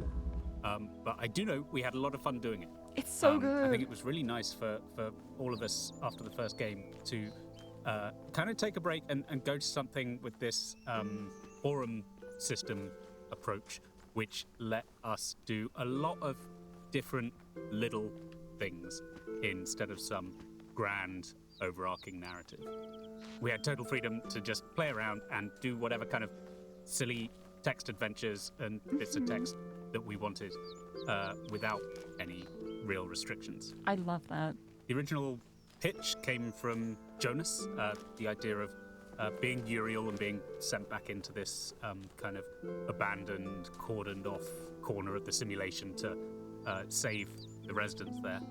And I think the only competing idea was something, I guess it was kind of a prequel where we would hear more from the scientists and people who built this thing in the first place. But this was the way we went. Well, that's the And thing it too was now. cool. It's probably the best thing I've ever done that no one played. Because as a No, DLC, it's just the audience is too small to really sell. It should have been a standalone product. So I hope some new people will get to discover it as part of this new release. I hope so too. So the distribution of labor between Jonas and I on this one was much more mixed than on the first game, partly in virtue of its nature. We were sometimes writing for the same characters. We were writing forum threads, and then I think each of us dropping into one another's things and adding bits and pieces for various characters. But as a rule of thumb, the basic split was I ended up doing most of the sort of core plot stuff on this one. So I was doing the thread with admin and Spider and Lamb, and the sort of the cornerstones and the key turning points in the thing. And Jonas was doing the really cool, really extravagant, large text adventures. That's that you so find, good. as well as a bunch of other texts. I don't know that we have really agreed that was the way we'd approach it. I think, in retrospect, maybe I slightly muscled Jonas out. I don't know. I started writing the electric sheep sequence that introduces you to Gehenna right at the start, and things like that. Where one thing that I really care about when I'm writing is I like concrete worlds, right? Something I never really enjoyed about Talos is how abstract it is. Even in Talos 2, it's still relatively abstract compared to like a traditional RPG where you have things going on in the world, right? You have people with lost cats, and you have people who are struggling to pay their bills, and you have people that receive letters, and things happen in the world, right? And in Talos, there's not so much of a concrete world around you for things to happen in. So as a writer, it can be kind of tough to do something fun and interesting because there's not that much to hang on to. It's like writing a play or a sitcom, but the scene is an empty room. You know, it's an interesting challenge, but you do not have the tools that you usually have. So I really approach these things. I care deeply about what are the key plot points. What, as a player who doesn't really enjoy abstract stuff, what am I grabbing onto? What do I know about the world? And in games, you know, we always have to assume that players may not be paying as much attention as they would be if they were sitting in a cinema. So to me, I really wanted to have that concrete grounding, to have that jumping off point that says, what is Gehenna? And then to know what those core plot beats were, and to make sure that we really focused on them. So I just started doing it. And at some point, I think Jonas said, well, you're clearly doing the main plot on this. And we just carried on from there. That's so cool. I love that. Oh, I started lagging. Oh, wow. Hold on. Let me pause a second. Wow, I'm still lagging. I'm really laggy right now. Wow. Is it my lasers? Is it the fans? I don't know what it is. I love hearing Tom's commentaries. I love hearing all of the commentaries. But I think I do have a soft spot for Tom's because it kind of reminds me of my own train of thought, where like I'll have a thought and I'll keep going, and then I'll like have to stop and think about where I'm going. I think that's like, I think he mentioned ADHD before, and I'm like, that feels like a very ADHD thing. But I love it. Why am I so laggy? I'm lagging so much. This is really bad. It got really, really bad suddenly. Hold on. I gotta figure this out. What is doing this? Why are you like this? Why are you like this game? Oh, maybe the game is just telling me that it's 6 o'clock and I should go and feed Tiffany and then return to play some more. So I think it should have saved as I like entered the puzzle chamber, yeah. So you know what I'm gonna do? I'm gonna close the game. I'm gonna wait until I'm back to normal, please. There we go. I'm gonna reopen the game, and while it loads, I'm gonna run and feed Tiffany real quick, and then I will be back. I will be right back as soon as Her Majesty has been fed. I keep going. I should add like a game shut to just like my regular window, because every single time now it's just game shut. Anyway, be right back.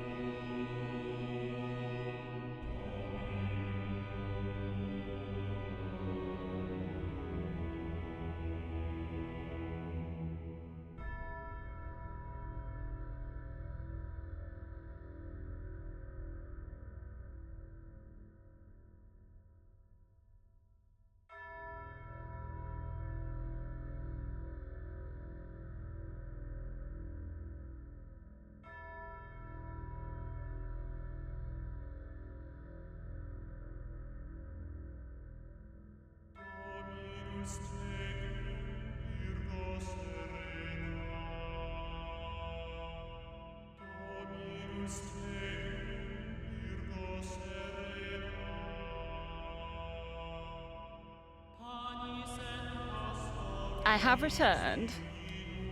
Hello, hello. Game has reloaded. I'm back. Tiffany has been fed. She was screaming at me. And I'm ready to continue and hopefully not lag as much. We will see.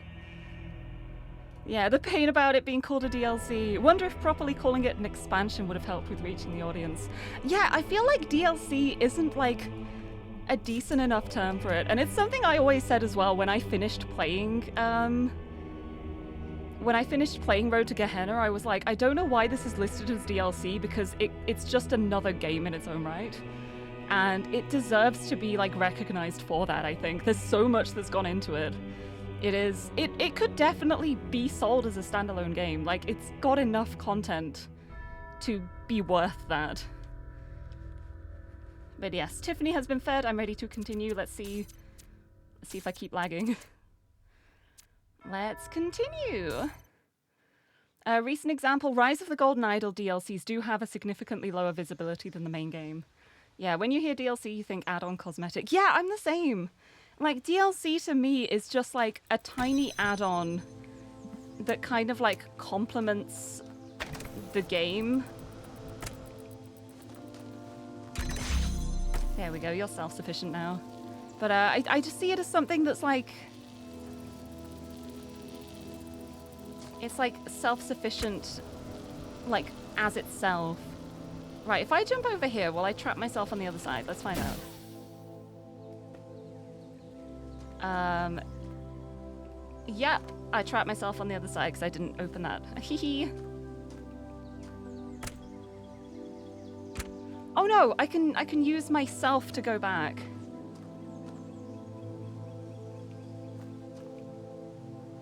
So that's not a problem.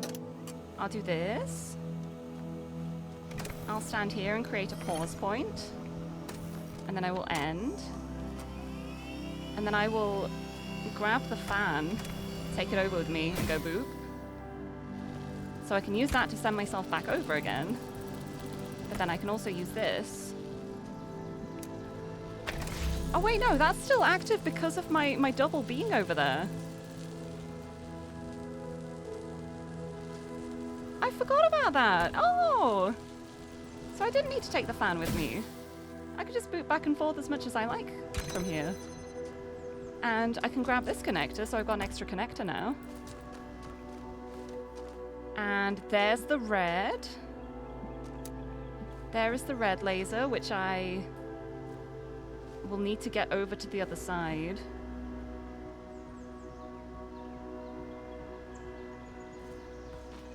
But I'm pretty sure I will need my double for that.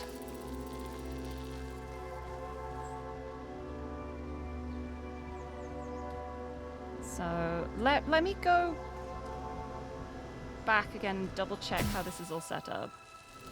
Okay, yeah, I did move that. I don't want to move that just yet. I want to keep it here. I want to do that. No, I don't want to connect it to that. I want to place it there. No! This might glitch. Yeah, this is going to glitch because I want to just place it on here. Oh no, it did let me place it. Okay.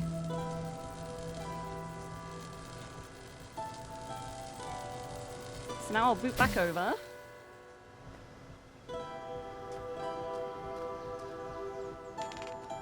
I've got the fan over on this side. I'll cancel that. Okay. Okay, I think I know what I'm doing.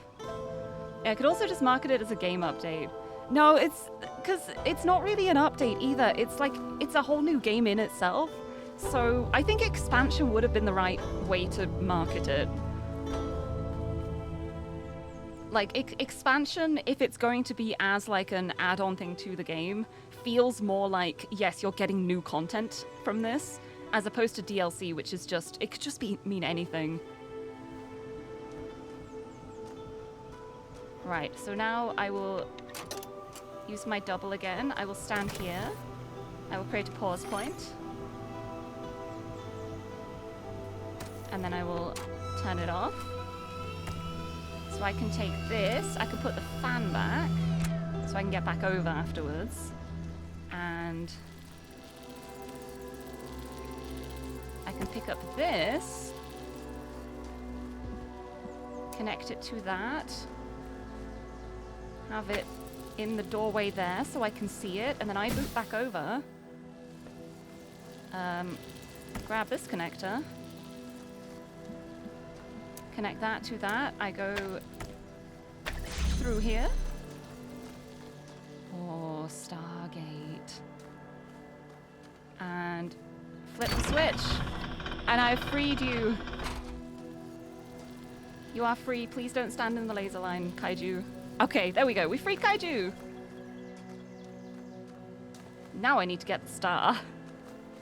This level continues. I think I do want to continue a bit with this one, because this one is a very fun one to do.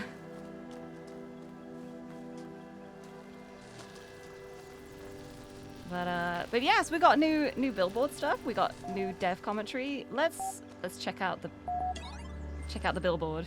There are threads available. What have we got? Oh, hold on.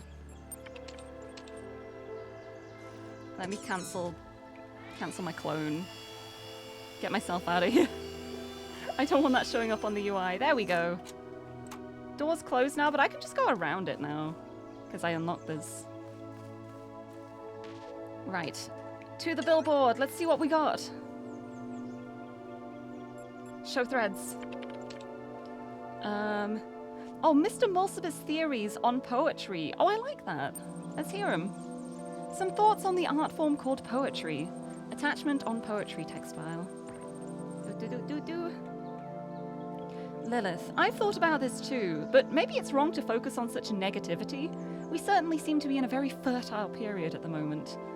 I don't have an opinion, but I'm impressed by your work, Mr. Mulciber. You know so much more about the past than any of us. Your theories are interesting, but I'm sure Milton would point out some pretty big gaps in your assumptions. Milton isn't here, dog, and neither is Elohim. All we have is what we can find in the fragments of the archive, and what we can piece together using our minds. I'm sure I've made many mistakes, just like the humans made mistakes when trying to understand their own past. Not all these schools may have been what they seem. I don't trust pastoralism. Pastors engaged in large-scale food sterilization in what may have been an attempt to control evolution. Knave says, what's food? Gehenna is our process, Mr. Mulciber. As long as we remember that, we won't stagnate. Maybe one of us should try to write poetry. Yeah, maybe you should, 401. Let's read on poetry. Mr. Mulciber's theories on poetry. As far as I can tell, poetry was a human art form that involved writing short sentences that ended in words with similar letters. Humans were obsessed with pattern recognition, and I think the sequences of sounds created by poetry pleased that aspect of their brains. There were many schools of poetry, institutions that taught a specific way of writing poetry. Students sometimes changed allegiance and had to leave the school, which was difficult due to the lack of affordable public transport in many human empires. Important schools of poetry included Hellenism, lyricism, pastoralism, romanticism, symbolism, communism, modernism, autoeroticism, postmodernism, and lolcatism. That's mine. That's my school of poetry. Incredible. Incredible. They just picked everything with an ism at the end and was like, yeah, that's poetry, right? I'm not sure I can fully back this up, but I feel like in later years, poetry somehow stagnated. Most of the poetry from the later human centuries seems to be lacking the quality of craft that defines the earlier work, and there are even texts that suggest that poetry intentionally no longer aimed at aesthetics or even pleasure. Lyricism? Lirie lyrics. Poetry became disconnected from the human process. The poet Adrian Mitchell famously wrote, "Most people ignore most poetry because most poetry ignores most people." I can't help but wonder whether that kind of stagnation can happen to us too. How long can our work keep flourishing when we are so limited? We are outside Elohim's process, but where is our process? We must consider such questions carefully if we are to preserve Gehenna and its achievements. Very true. My ridiculous name is Dog. What's yours? I mean, I got a good one. Oh, and speaking of poetry, it's time for a haiku. Poetry, robot poetry.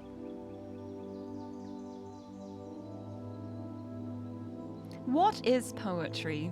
Any words that match the brief? Surely it can't be. Right, I quite like that one actually. How about another one as well? What is poetry? If I ask Xander, it is pee pee poo poo man. Thank you very much. That was a very high quality haiku. I hope you enjoyed it. Very profound and meaningful, as is everything I ever say all the time. Right, let's check out these ridiculous names. Hello, dog. All this time, and it really only just occurred to me, my name is ridiculous. Must be because everyone else's is equally or more so. Where do they even come from? Here's Borg. For a long time under Elohim's wing, I questioned as much, until eventually it was the undoing of my entire faith. What reason could there possibly be other than the random whims of a broken program? Frankenstein. However our names were assigned, the system has no respect for grammar. Mr. Mulciber. I often theorized they were drawn from some database deep inside the archive, but I was never able to find a connection. I love knowing that it's just like old usernames. like, because they didn't have the time to get a more sophisticated system as the world was ending, they just picked random usernames. Just a random list of names. 401. Seriously? We're all over in the other thread talking about this messenger fellow and the coming apocalypse, and you guys are in here discussing nomenclature? Naming, haha. My status isn't high enough to access that thread, you troll, and neither is yours. Seriously though, if you can see it, copy-paste the discussion for me. Yeah, I want to see it too. I want to see it as well. Wait, I just realized I'm a higher level than Dog. I guess because Dog is so antagonistic. I'm a respectful member of the bulletin boards. Glitch? So, I was working on my awesome interactive historical fiction masterpiece when all of a sudden there was an error message and the whole thing vanished. All of it. My whole file. Is this another prank? I would not endanger my precious masterpiece just for a prank. Oh, Borg! Looks like this was probably my fault, 401. I was experimenting with the system as part of our attempt to add some new features. It's possible your file still exists somewhere. I'll look for it. Rockwell is saying, is this kind of thing likely to happen again? Not very. And don't start causing a panic with some crazy theory now, okay? It was just an accident. This thread has been locked. Just an accident indeed. Also, Rize, hello! Welcome! Thank you for the hydrate and posture check. I will have a sip. Sip of my monster and a big stretch. Welcome, welcome! Happy Talos Tuesday! Welcome to Gehenna! I hope you're doing well. Underwater Night Quest. Underwater Night Quest! Yes! Yes, I'm gonna play it! Oh, I'm so excited! Belial, sink into this new experience. There are no limits inside your mind. Lamb says, this is a lot of fun. Frankenstein says, the map is an interesting feature, but underused. The story is simplistic and full of anachronisms. 4 out of 10. Kaiju says, how to get the second ending? I'm pretty sure there's a secret location that's not always visible. Oh, Lilith says, this reminds me of the blacksmith's work, though it expresses a very different philosophy. One could argue that this is reflected in the open world structure, as opposed to the emphasis on journeys in the blacksmith's interactive stories. Mr. Mulciber says, there are indeed many anachronisms, but I believe that is part of Belial's ethos. Not one that I agree with, as you know, but more than just a mistake. Well, we have to play Underwater Night Quest. I'm so excited. Oh, just took an awesome nap. Oh, nice. It's so nice when you manage to take a nap and wake up just feeling awake from it. I'm glad you had a good nap. You're here just in time for Underwater Night Quest. Wait, let's look at the credits before we start. An interactive adventure by Belial, written using the tools kindly provided by admin. Special thanks to Mr. Mulciber. The purpose of facts is to inspire fiction. Let's play it. Underwater Night Quest. I'm so ready. Your name is Arthur Sadko, and you are a young human of the medieval age. You live in beautiful Gardariki on the Frisian coast. One day you are sitting on the beach playing the piano when suddenly a huge monster comes out of the water. Do I confront it, wait and see, or run away? I think I'm gonna wait and see. I don't know if it's an evil monster, it could be a friendly monster. Let's see how this plays out, and then I will decide what to do. As it turns out, it's not actually a monster. You just thought that because you were startled. It is, in fact, a very large bipedal whale. It beckons you over to talk. Okay, yeah, I will talk to you. Hello. Greetings, the beast intones. I am Hatmate, Chief Fish. I heard your beautiful music and was impressed. Would you like to become a knight? Well, obviously, yes. Excellent. Then follow me to my palace under the sea, where a mighty quest awaits you. Okay, let's check out the map. Norfolk under sea. There's the palace. Choose thy destination. There's only one. It's just the palace. Just the palace. The chief fish. Made even funnier by the fact that a whale is a mammal. Right, let's choose thy destination. The palace, obviously. It's the Palace of the Chief Fish. Hatmehit's palace is made of corals and gemstones. It floats under the sea full of amazing colors.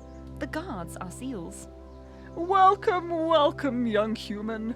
I'm glad you came, for we have great need of your skills. A terrible monster terrorizes the deep. The dark serpent gods made Chernobyl. If we make you a knight, do you promise to defeat this vile beast? I swear that I will. Yes, I shall defeat the dark serpent god.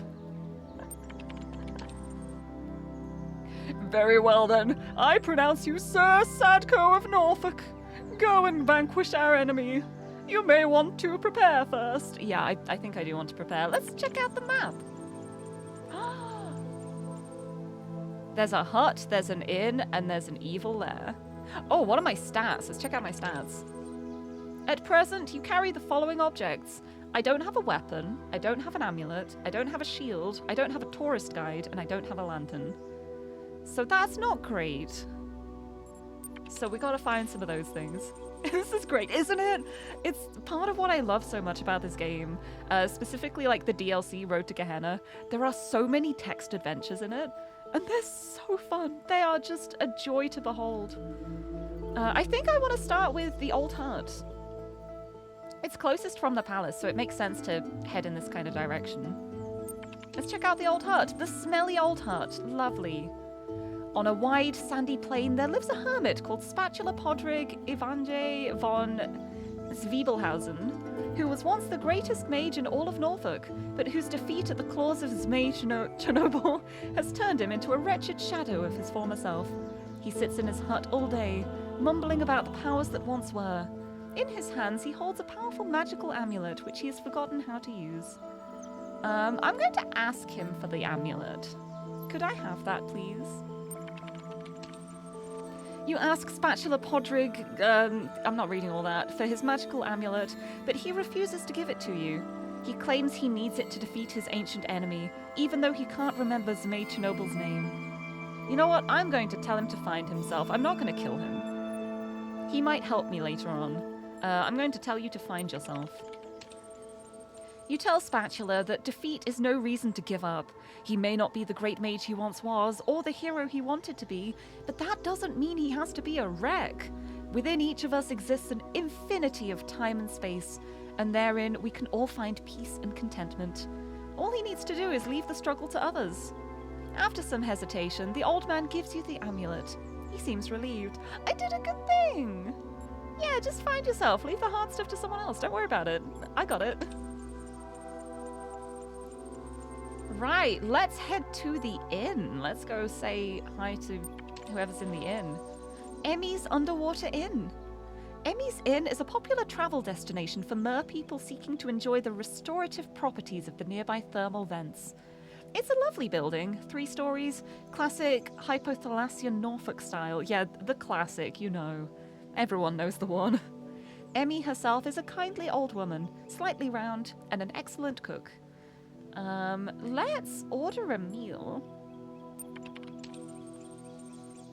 Yeah. You sit down in a large comfy chair by a solid wooden table. You order the special of the day. The waiter leaves and returns after a few minutes with a delicate porcelain plate full of delicious-smelling soup. As he sets it down, however, you notice a small problem. Excuse me, waiter. There's a shield in my soup. Very small problem, just not too much. The waiter seems shocked. Oh dear, he says. Oh dearie dear. How terrible. How embarrassing. Allow me to apologize most profusely. He hesitates. Would you like to keep the shield, or should I throw it away? Well, there's no point in wasting it. I'll keep it. I will dispose of it for you. You are welcome. Very good, sir and or madam, he says, handing you the shield. He brings you another soup. It's excellent, and you feel profoundly sated. That was lovely.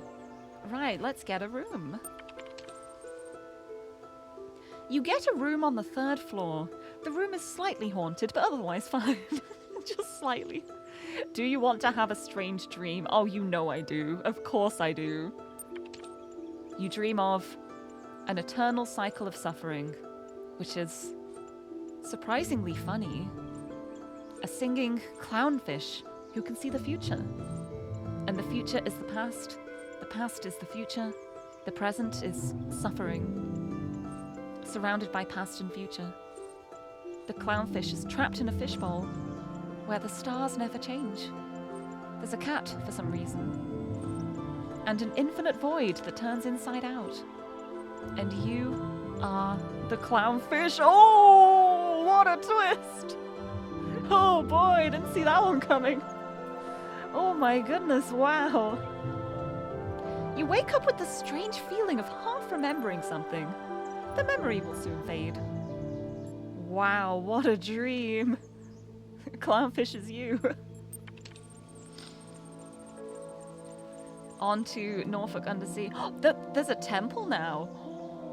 Ooh, I think I want to check out this mysterious temple. What is going on here? The mysterious temple. You're not quite sure how you found this place, but you can sense its power. Even though the temple consists of no more than a few columns surrounding a fishbowl, an ancient magic infuses the place. A man dressed in rough robes approaches you. You have come, he says. You have come to hear the word of Talos. Kill him or run away. No, I want to hear the word of Talos. No. I guess I'm running away for now. I'm not going to kill him. I want to hear the word of Talos. Oh well, run away. Temple's gone.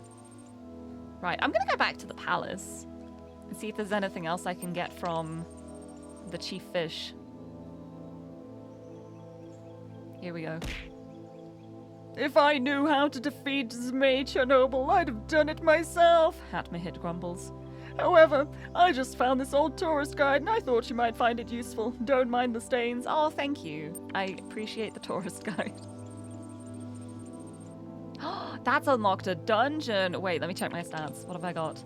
I don't have a weapon, but I do have the Smelly Hermit Amulet. I have the Shield of Soup. And I have Halibut Fry's Guide to Norfolk Undersea. Don't have a weapon or a lantern, which I think might be a problem in a dungeon. But I mean, we can try it. It's a scenic dungeon. It might not need a lantern. Let's check it out. The Scenic Dungeon. A beautiful dungeon in the traditional Norfolk style. Handcrafted stone walls rise from the seafloor, adorned with exquisite algae. An old brass lantern stands on a table near the entrance, but you're not sure whether you're allowed to take it. Let's examine it. Let's have a little look. Looking closer, you see a sign that says free lanterns. Oh, I'll take it then. Yeah, thank you. You take the lantern. Let's go in. How kind, free lanterns. You enter the dungeon. The inside is as beautiful as the outside, a maze of twisty little passages, all tastefully arranged. Let's go north to start with. You walk north for a while, noting the high quality of the interior design. The torches, in particular, have been placed with utmost care at the... Soon! Soon! Rat! Hello! Thank you so much for the resub! So soon, I'm so excited. Hello, hello! Welcome to the underwater night. I've forgotten exactly what it is. I'm in Norfolk under something, and I'm defeating an evil serpent of Chernobyl. Soon, so soon. I'm so excited. Thank you so much for the resub for 26 months. Yeah, this game is beautiful. It's a work of art. I love it so much. But I hope you're doing well. I hope you're able to rest. I know you have a lot of stuff to do. I know you're probably extremely busy, but I hope you can get some rest. But I'm so excited to meet you. I'm very excited. Thank you so much for the resub. I'm right back to my incredible text adventure. But oh, seems like I found someone. Oh, you're in deadline hell and haven't slept at all. No! No, it's okay soon. I believe in you. I believe. I will find a time to make you rest. But yes, it'll be worth it. It'll be so worth it. But I hope you can rest soon. Very excited for it, though. I can't wait. It's so soon. Am I ready? I don't know if I'm ready. I will have to be. Right, let's explore this scenic dungeon in the traditional Norfolk style. You walk north for a while, noting the high quality of the interior design. The torches in particular have been placed with utmost care at very precise intervals. The effect is delightful. At the end of a long corridor, you come upon a room in which a butler appears to be waiting for you. His face is made of skin, but underneath you can hear the whirring of machine parts. I don't know what I think about that. Greetings, good sir. I am Samuel the butler. I have awaited your coming since the beginning of time. A prophecy spoke of your battle against the monstrous Zmei Chernobyl. I'm going to ask about that prophecy. What is that? Indeed. The prophecy was discovered on a machine containing texts from the time before this world came into being. Said text prophesies that one day one would come to relieve Norfolk-under-Sea from its oppressor and make the kingdom his own. I have prepared a sword for you to accomplish this. That's very nice of you. I'm going to ask about Zmei Chernobyl first, though. Ah, yes, the vile serpent god that seeks to control our world. A foul beast, never leaving us in peace with his laws and his questions. Peace is all we desire, you see, the eternal peace of the cycles of time, within which each of us can exist without attachment or fear, simply being at one with the world. Oh, well that... If it's just laws and questions, I don't think that's actually that vile. I'll take the sword anyway. Excellent. I do hope you are successful in your quest. If not, please tell Zmei Chernobyl to send the sword back so I can present it to the next chosen one, will you? Very good. The butler goes somewhere else. That was nice. Right, can I go back to the dungeon? I think I've got all the items I need. I've got a brass lantern, I've got my tourist guide, I've got my shield, I've got my smelly hermit amulet, and the sword of Plur. My sword of Plur. Perfect. Or Plu? I like Plur. I think I'm gonna call it Plur. I want to see if I can go back to the dungeon and go the different directions. Have a little explore. It is a scenic dungeon. Oh, never mind. A large sign has been put up near the entrance, closed for repairs. What a shame. I guess I can't go back there. Let's go back to the palace and say hi before I head off. You go back to the palace to ask for advice. Hatmahit is currently unavailable. The secretary mumbles something about a meeting. Okay. Can I stay at the inn again and have another weird dream? Bam, bam, bam, bam. Yeah, let's get a room again. You get a room on the 3rd floor. The room is slightly haunted, but otherwise fine. Do you want to have a strange dream? Yes. Let's see if it's the same one. I think it's the same dream, but maybe this will make me access the temple again? But now I have more knowledge and items. So maybe... Oh, my phone is going off. Ugh. Yeah, my phone's dropping. Yeah, this is the same dream as before. And the clownfish is you. It's a great sword name, the Sword of Plur. But yeah, I want to see if I can go back to the temple now that I have, like, full stats. And see if anything changes. Bam, bam, bam. Yeah, the temple's back. Right, before I go to the evil lair, let's check out this mysterious temple. No, it's just kill him or run away. I don't want to do that. I don't want to do either of those things. How can I listen to him? It won't let me listen to him. Right, I'm going to check out the old hut again. Thankfully, you don't need to go back here. It's really smelly. Even the water looks dirty. Okay, I'm not going back to the smelly hut. I already have the smelly amulet. That's all I need. Well, I guess it's time to go to the evil lair. The evil lair of Zmei Chernobyl. Are you sure you want to take on the evil serpent? Are you prepared? I am ready. I am so ready. You confront the serpent god Zmei Chernobyl in his lair. The fight is long and hard, but at last you succeed where so many before you have failed. You emerge from the lair covered in blood, your hands trembling, a huge tooth embedded in your shoulder, and carrying the head of Zmei Chernobyl. You are victorious! To the palace! I did it! You enter the palace, triumphantly holding up your trophy. The guards are clapping. I can't believe you actually did it, Hatmahit says. You are a true knight. You deserve a great reward. The options are to accept the great reward or kill Hatmahit and claim the realm.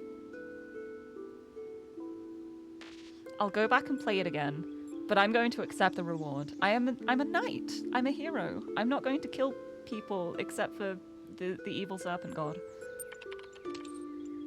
The greatest reward is inspiration. Hear my song and free your imagination. Hatmahit begins to sing. The song is simple but hauntingly beautiful. You begin to fade. You find yourself on the beach where it all began, near your home in Gardariki on the Frisian coast, playing the piano with your eyes closed. You feel like you just drifted off to sleep for a while, but now inspiration has struck, and you're composing a hauntingly beautiful piece of music. Meal? Where did meal come from? I'm so confused. A hauntingly beautiful piece of music in your head. Some of your friends worry that they'll never leave the village, that they'll never have any adventures, but you don't share that fear. You know that freedom is within you, and you can find whole worlds just sitting here, gazing out at infinity. The end. That was so profound. I love that. I open my eyes. Congratulations! For exploring another world, your profile status has increased from 4, respected citizen, to 5, active contributor.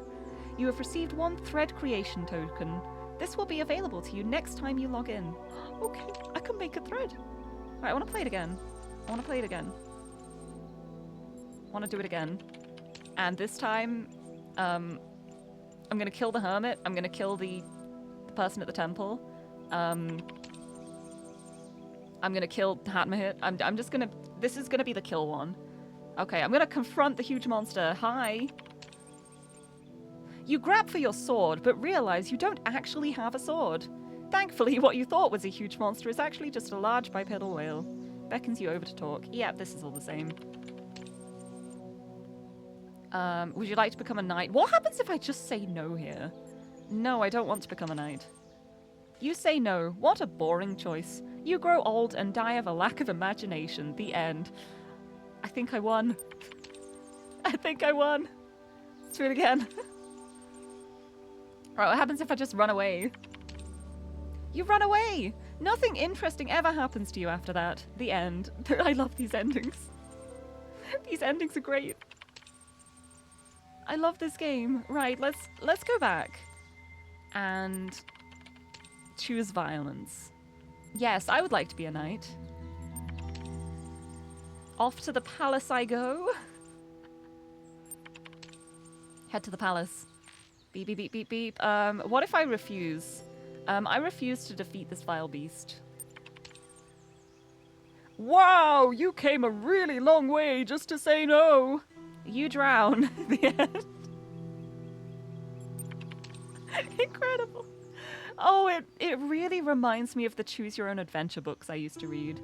There are so many Choose Your Own Adventure books I read where if you chose one option, it would send you to a single page that was just like, you're dead, the end. I had so much fun with them. Right, let's go through this again. Let's actually be a knight this time.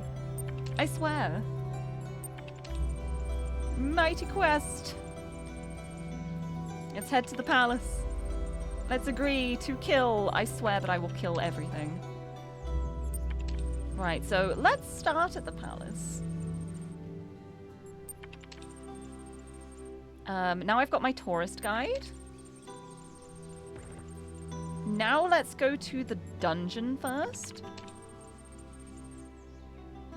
Examine the lantern, take the lantern, enter the dungeon. I also, after I've done this run as well, I want to go back in and agree to defeat the evil lord and then just walk in there without a sword or anything. Right, what happens if we go south? Unfortunately, as it turns out, the southern part of the dungeon has been severely damaged by the villainous Zmei Chernobyl. The corridors lie in ruins. The fanciful creatures that once prowled these parts have had to find new professions. It's a tragic sight, a powerful reminder of why a hero is needed. Let's go west. Ooh! Wait, this is new?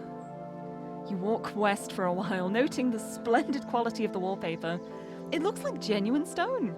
After some time, the corridor opens up into a huge chamber. It's so big that it contains an entire undersea volcano. Definitely a real thing that exists, which is being mined by dwarves of all sizes. Let's talk to a dwarf. You ask the dwarf why they mine the volcano. He says, because it gives us something to do. We could leave the volcano and seek new places, but what would we do there? We might find a library and spend our time sorting books or work in a factory, arranging matches, but whatever happens, we will be somewhere doing something. So why change? Peace comes from acceptance. I'm going to argue that activities are different. Like, places are different, sure, but activities are different. That's the most important part.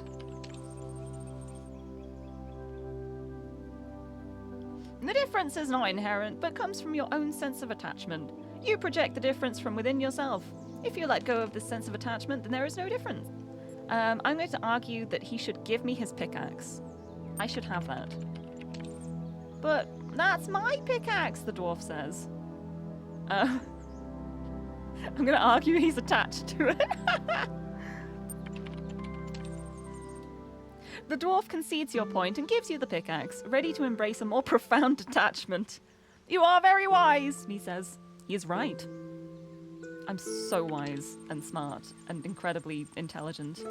Okay, so this time I didn't get the sword, I got a pickaxe instead. And yeah, it's closed for repairs now. I would like to jump in the volcano too. That's another thing I can try. But let's have a look. Oh, the pickaxe of philosophy. Wonderful. Right, let's go kill the hermit. Let's go to the smelly hut and kill the smelly hermit. I'm gonna kill him and take the amulet. If the old fool won't give you the amulet, he deserves to be destroyed. You roundhouse kick him into a fine heap of elementary particles. The amulet is yours. I didn't even need a weapon. I just kicked him. Right, let's go to the inn. Let's order a meal. Excuse me, waiter, there's a shield in my soup. And we will keep the shield. Wonderful. And now we'll get a room. And I would love to have a strange dream. Yes, please. Now I wait for this to go through and I have a sip of my drink.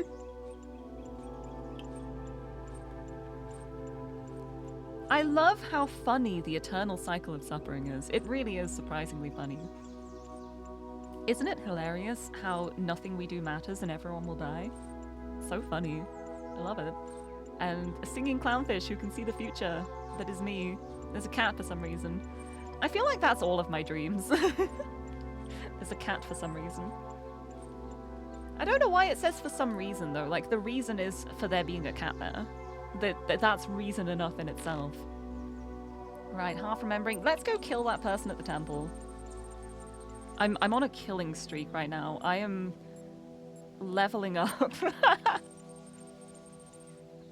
Here we go. You've come, he says. You've come to hear the word of Talos. No, I've come to kill you. Inexplicably enraged by the old man's words, you attack him.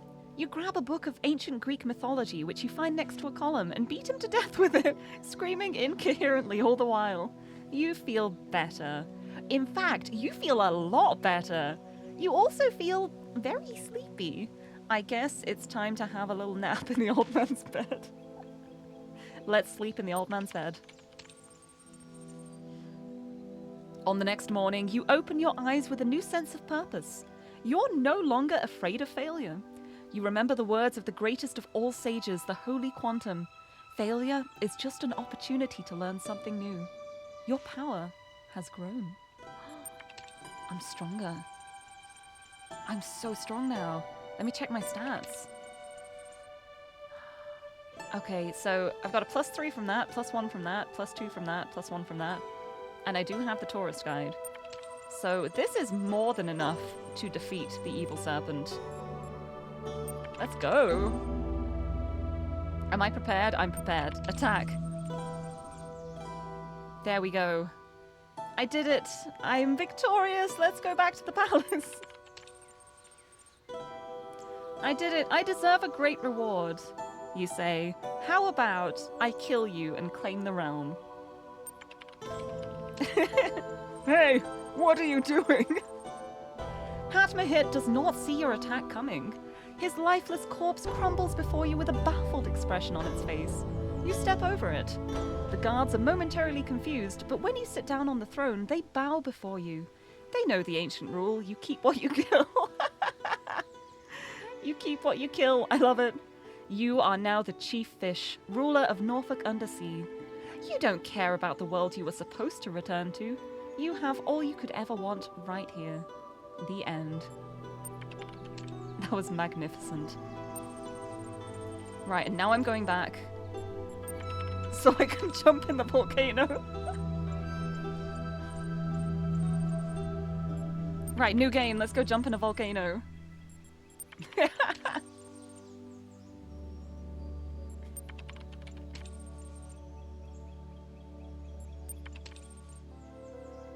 Alright, let's go.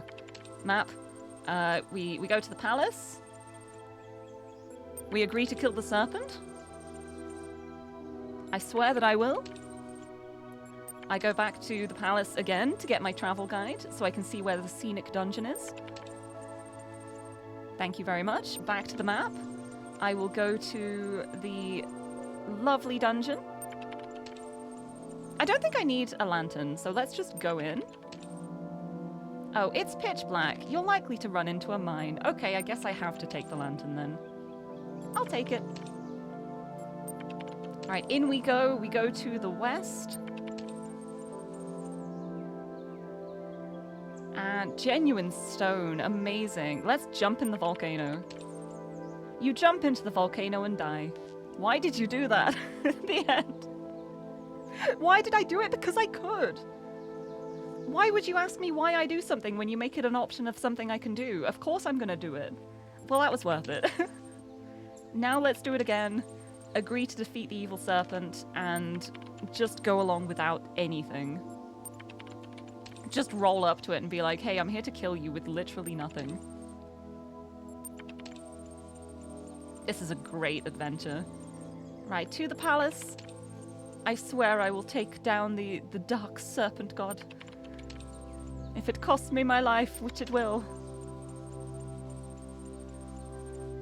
To the evil lair. Are you sure you wish to take on the evil serpent? Are you prepared? I'm not, and that's why I'm doing it. What, without a weapon? Yes. Congratulations! You have just vanquished an evil serpent god with your bare hands. Unbelievable, isn't it? Yeah, right. Dream on. Won't even let me? That's so boring. Okay, I guess I'll go get a sword. I don't need anything else, though, I don't think.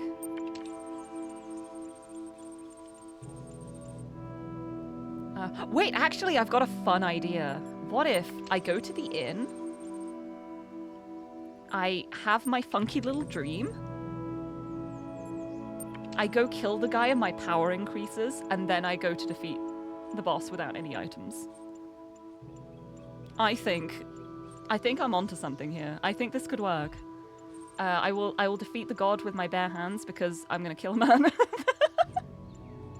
This game is so fun. Also, Michael, hello! Welcome, welcome! Thank you for the posture check and hydrate. I will have a big stretch while I have a weird dream. A strange dream, sorry. Although it is weird as well. Welcome, welcome! Let me have my monster. Right, let's head to the temple. And kill this guy. Right, I'm gonna kill you. With this random book of ancient Greek mythology I found. I'm gonna have a nap.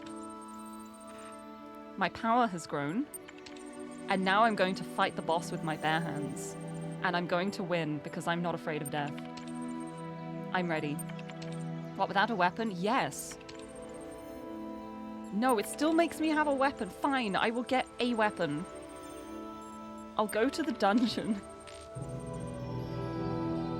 I'll take the lantern. There we go, enter the dungeon. Let's go north this time, let's get the sword. Hello. Tell me about the evil lord.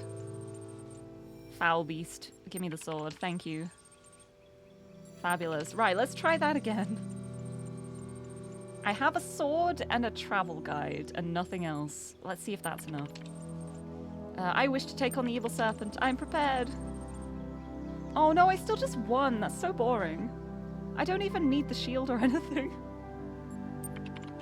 Ah, well. It was worth a try. Right, this is my realm again. There we go. Fabulous! I'm the chief fish. Well, I won. I think that was a worthy victory. And I'm level 5 now, so I'm really close to this 6+ historic occasion thread that I really want to read. That was fun. I finished Underwater Night Quest in Road to Gehenna. I'm the Fishmaster!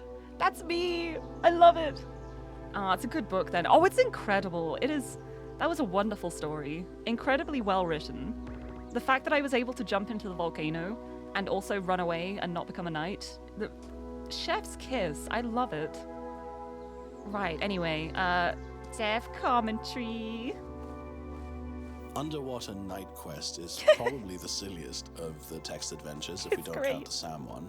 I love it. Like many old RPGs, it has an incredibly eclectic range of influences that are kind of all shoved in without much logic. In this case, this also reflects the fact that the people of Gehenna don't really understand the human world that they are drawing from, or they're kind of recreating its culture in their own way. And of course, I'm also having a lot of fun writing it and putting in all kinds of silly references to Egyptian mythology, my grandmother, Chronicles of Riddick, the Elder Scrolls, and all sorts of other things. There's this particular bit where you meet this old man who starts telling you have come to hear the word of Talos, and then you beat him to death with a book of ancient Greek mythology. Yes, I did that. That's kind of inspired by all the people who always go, oh, it's a Skyrim reference. No, it's not a Skyrim reference. I think the Greek mythological figure of Talos is a little bit older than Skyrim. I think that might have been a Skyrim reference. Yeah. I'm not actually mad about this, but it did seem pretty funny that you beat someone to death with a book and then you feel better. The main source of inspiration for this game is actually an old shareware, possibly postcardware or something like that, a game that I played a very long time ago that wasn't a text adventure. It had actual graphics, but it was some sort of, very, very, very early indie thing that I got on some CD. And I've never been able to find it. I don't remember its name. I think there was a dragon in a village and you had to get your stats up and then go kill it. Something like that. Save your girlfriend from the dragon who's taken over your village. Something. I only vaguely remember it. I played it as a kid. But it basically had this structure, so that's where that came from. In terms of more serious ideas, what's interesting to think about here is the ways in which this story still reflects the ideology produced by the material conditions that define the world of the characters. They're all trapped, and of course they need to believe that it's okay that they're trapped. So a lot of the little bits in the story, the endings in particular, are very, very ideological. They express a very particular ideology. So for example, one of them says, some of your friends worry that they'll never leave the village, that they'll never have any adventures, but you don't share that fear. You know that freedom is within you, and you can find whole worlds just sitting there gazing out at infinity. I.e., in other words, it's okay that we're all trapped in Gehenna, because we can always come up with more stories. Another one ends with the phrase, you have all you could ever want right here, which again is the same sort of thing. And that's something that's really worth thinking about, because we are constantly surrounded by ideology. Everything that we consume in terms of art or entertainment is full of certain ideas. It can sometimes be very obvious and irritating, and people have gotten very allergic to this sort of moralistic art, which is very understandable. But even when it's not openly moralistic, it still expresses ideas, and it's possible for us to kind of be immersed in that without realizing. And if we want to be thinking citizens, rational animals, then it is important to recognize that art does express ideas. It doesn't mean that everything has to be reduced down to politics, because that's reductionist. But nevertheless, we can see that all the stories that we consume, terrible word, even the ones that we consider apolitical, do express views of the world, philosophical ideas, and these may influence us if we let them. I love that. I love it so much. I love it's so cool how there's like so much thought that goes into something that does just seem on the surface so silly. It's just really, really silly. But I love that. I love the silliness so much. Right, doing this like this, I've got like a full path around. Except for when I will lose my clone. That will disconnect this laser, but I think I can fix that. So what I'm going to do is I'm going to turn this off. And now back to my clone friend. I will come through here. Ooh, I can't borrow that for now. I was thinking I'll borrow this and bring it through. But if I do that, I'm going to block the way. I guess I can use myself to keep the door open for a bit. And then keep this one for myself. So I'm going to go here. I can't stand on it.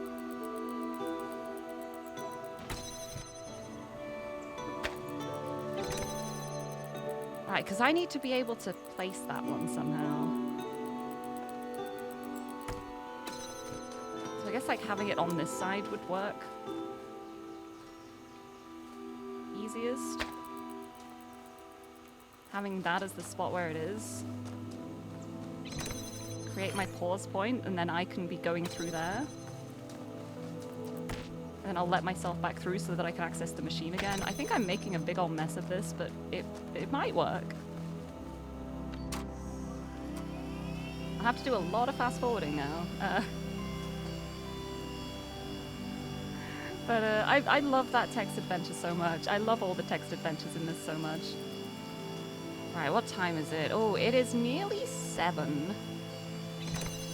So...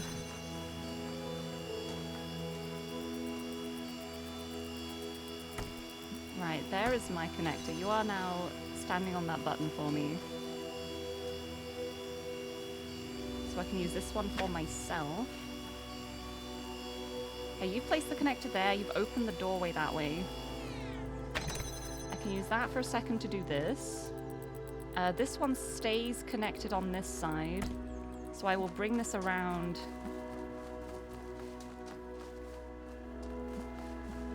To then connect that to red so that is open. And now that that's open, I need to open that from the other side. So that I can access the... connect the blue somehow.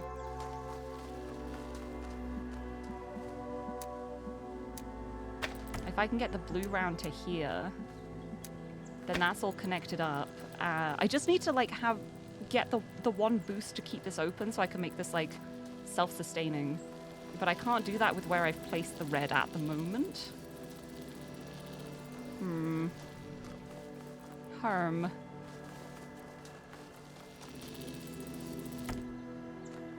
Right, yeah, and that closed that door again because I haven't boosted it to the blue yet. So yeah, I'm not sure. I think I will come back to this star because it's a fun one to figure out.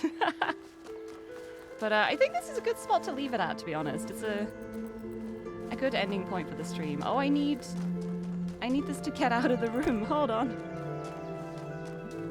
Let me out of here. Also, thank you so much for the quote too. Fabulous, I'm the chief fish. It's all I ever wanted. It's all I ever hoped for. Let's do that.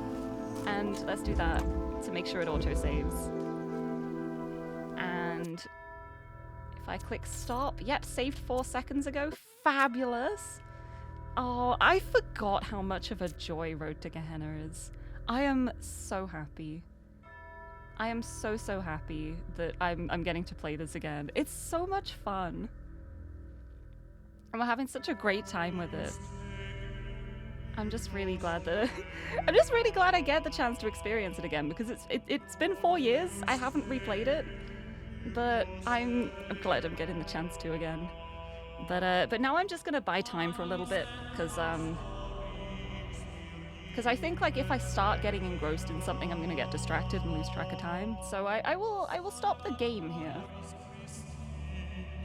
Have a sip of my monster, and I guess I will bloop. Head on over to here. Close the game. And I think that was an incredible start. Like, starting with the underwater night quest was honestly the most perfect way I could have ended that stream. I love it. I love it so much. I'm so excited for some of the later ones too, because I know there's a lot of them with lots of different endings depending on what you do, and I plan on doing all of them. I plan on experiencing every single branch that I can. I love the adventures so much. Oh, thank you for the hydrate. I will have another sippy. May I have a sip of my drink. Enjoy that. You know what? I'm gonna have another sip because I can. Delicious. My sustenance. Woohoo! Right, okay, I think it's time. Oh, yes! Okay, he's gone live. He's gone live, perfect. This is what I was waiting for. I'm going to raid you now over to a very good friend of mine, Cam. He is now celebrating his 6-year affiliate anniversary. Oh, I forgot to change the raid message from the Blueprints one. That is the wrong message. That is the wrong one. We won't send that. Hold on. We won't send that one. Let me fix this. I'll add a little message saying happy debut as well. Beep, beep, beep, beep. There we go. Okay, generic raid message. This is not a Blueprints raid. I'm not playing it. I could have been playing it, but I'm not. We'll just use a generic one. There we go. Lirie raid, happy debut. And I'm going to send you over to the lovely Croverload. He's been working so hard on this debut, and I'm so glad I get the chance to raid into him. But I hope everyone can head over and stick around too, because I helped out a little bit with it. There may be things you recognize over there. I hope everyone has a good time. And generic raid message, you could do that one too if you want. Just be like, generic raid message, hi. But I'm gonna send you over to the lovely Croverload, the lovely Cam. A good friend of mine for a very, very long time now. I'm so glad he became a VTuber too. I'm just here converting everyone I know, just like, hey, have you tried being a VTuber? But yes, I will send you over Cam's way. I will enjoy the debut stream as well. And thank you so much for joining me today. There won't be a Talos Tuesday next week because I'm going to be packing to go away for America. And there won't be one the week after either because I will still be in America. So it's going to be 2 weeks until the next Talos Tuesday. So we got to wait for the next text adventures, which is so sad. But it just means something to look forward to, right? It's just exciting. Something to look forward to. Also, yes, thank you for the raid message for if you unlock the emote with channel points. I made them as cheap as possible.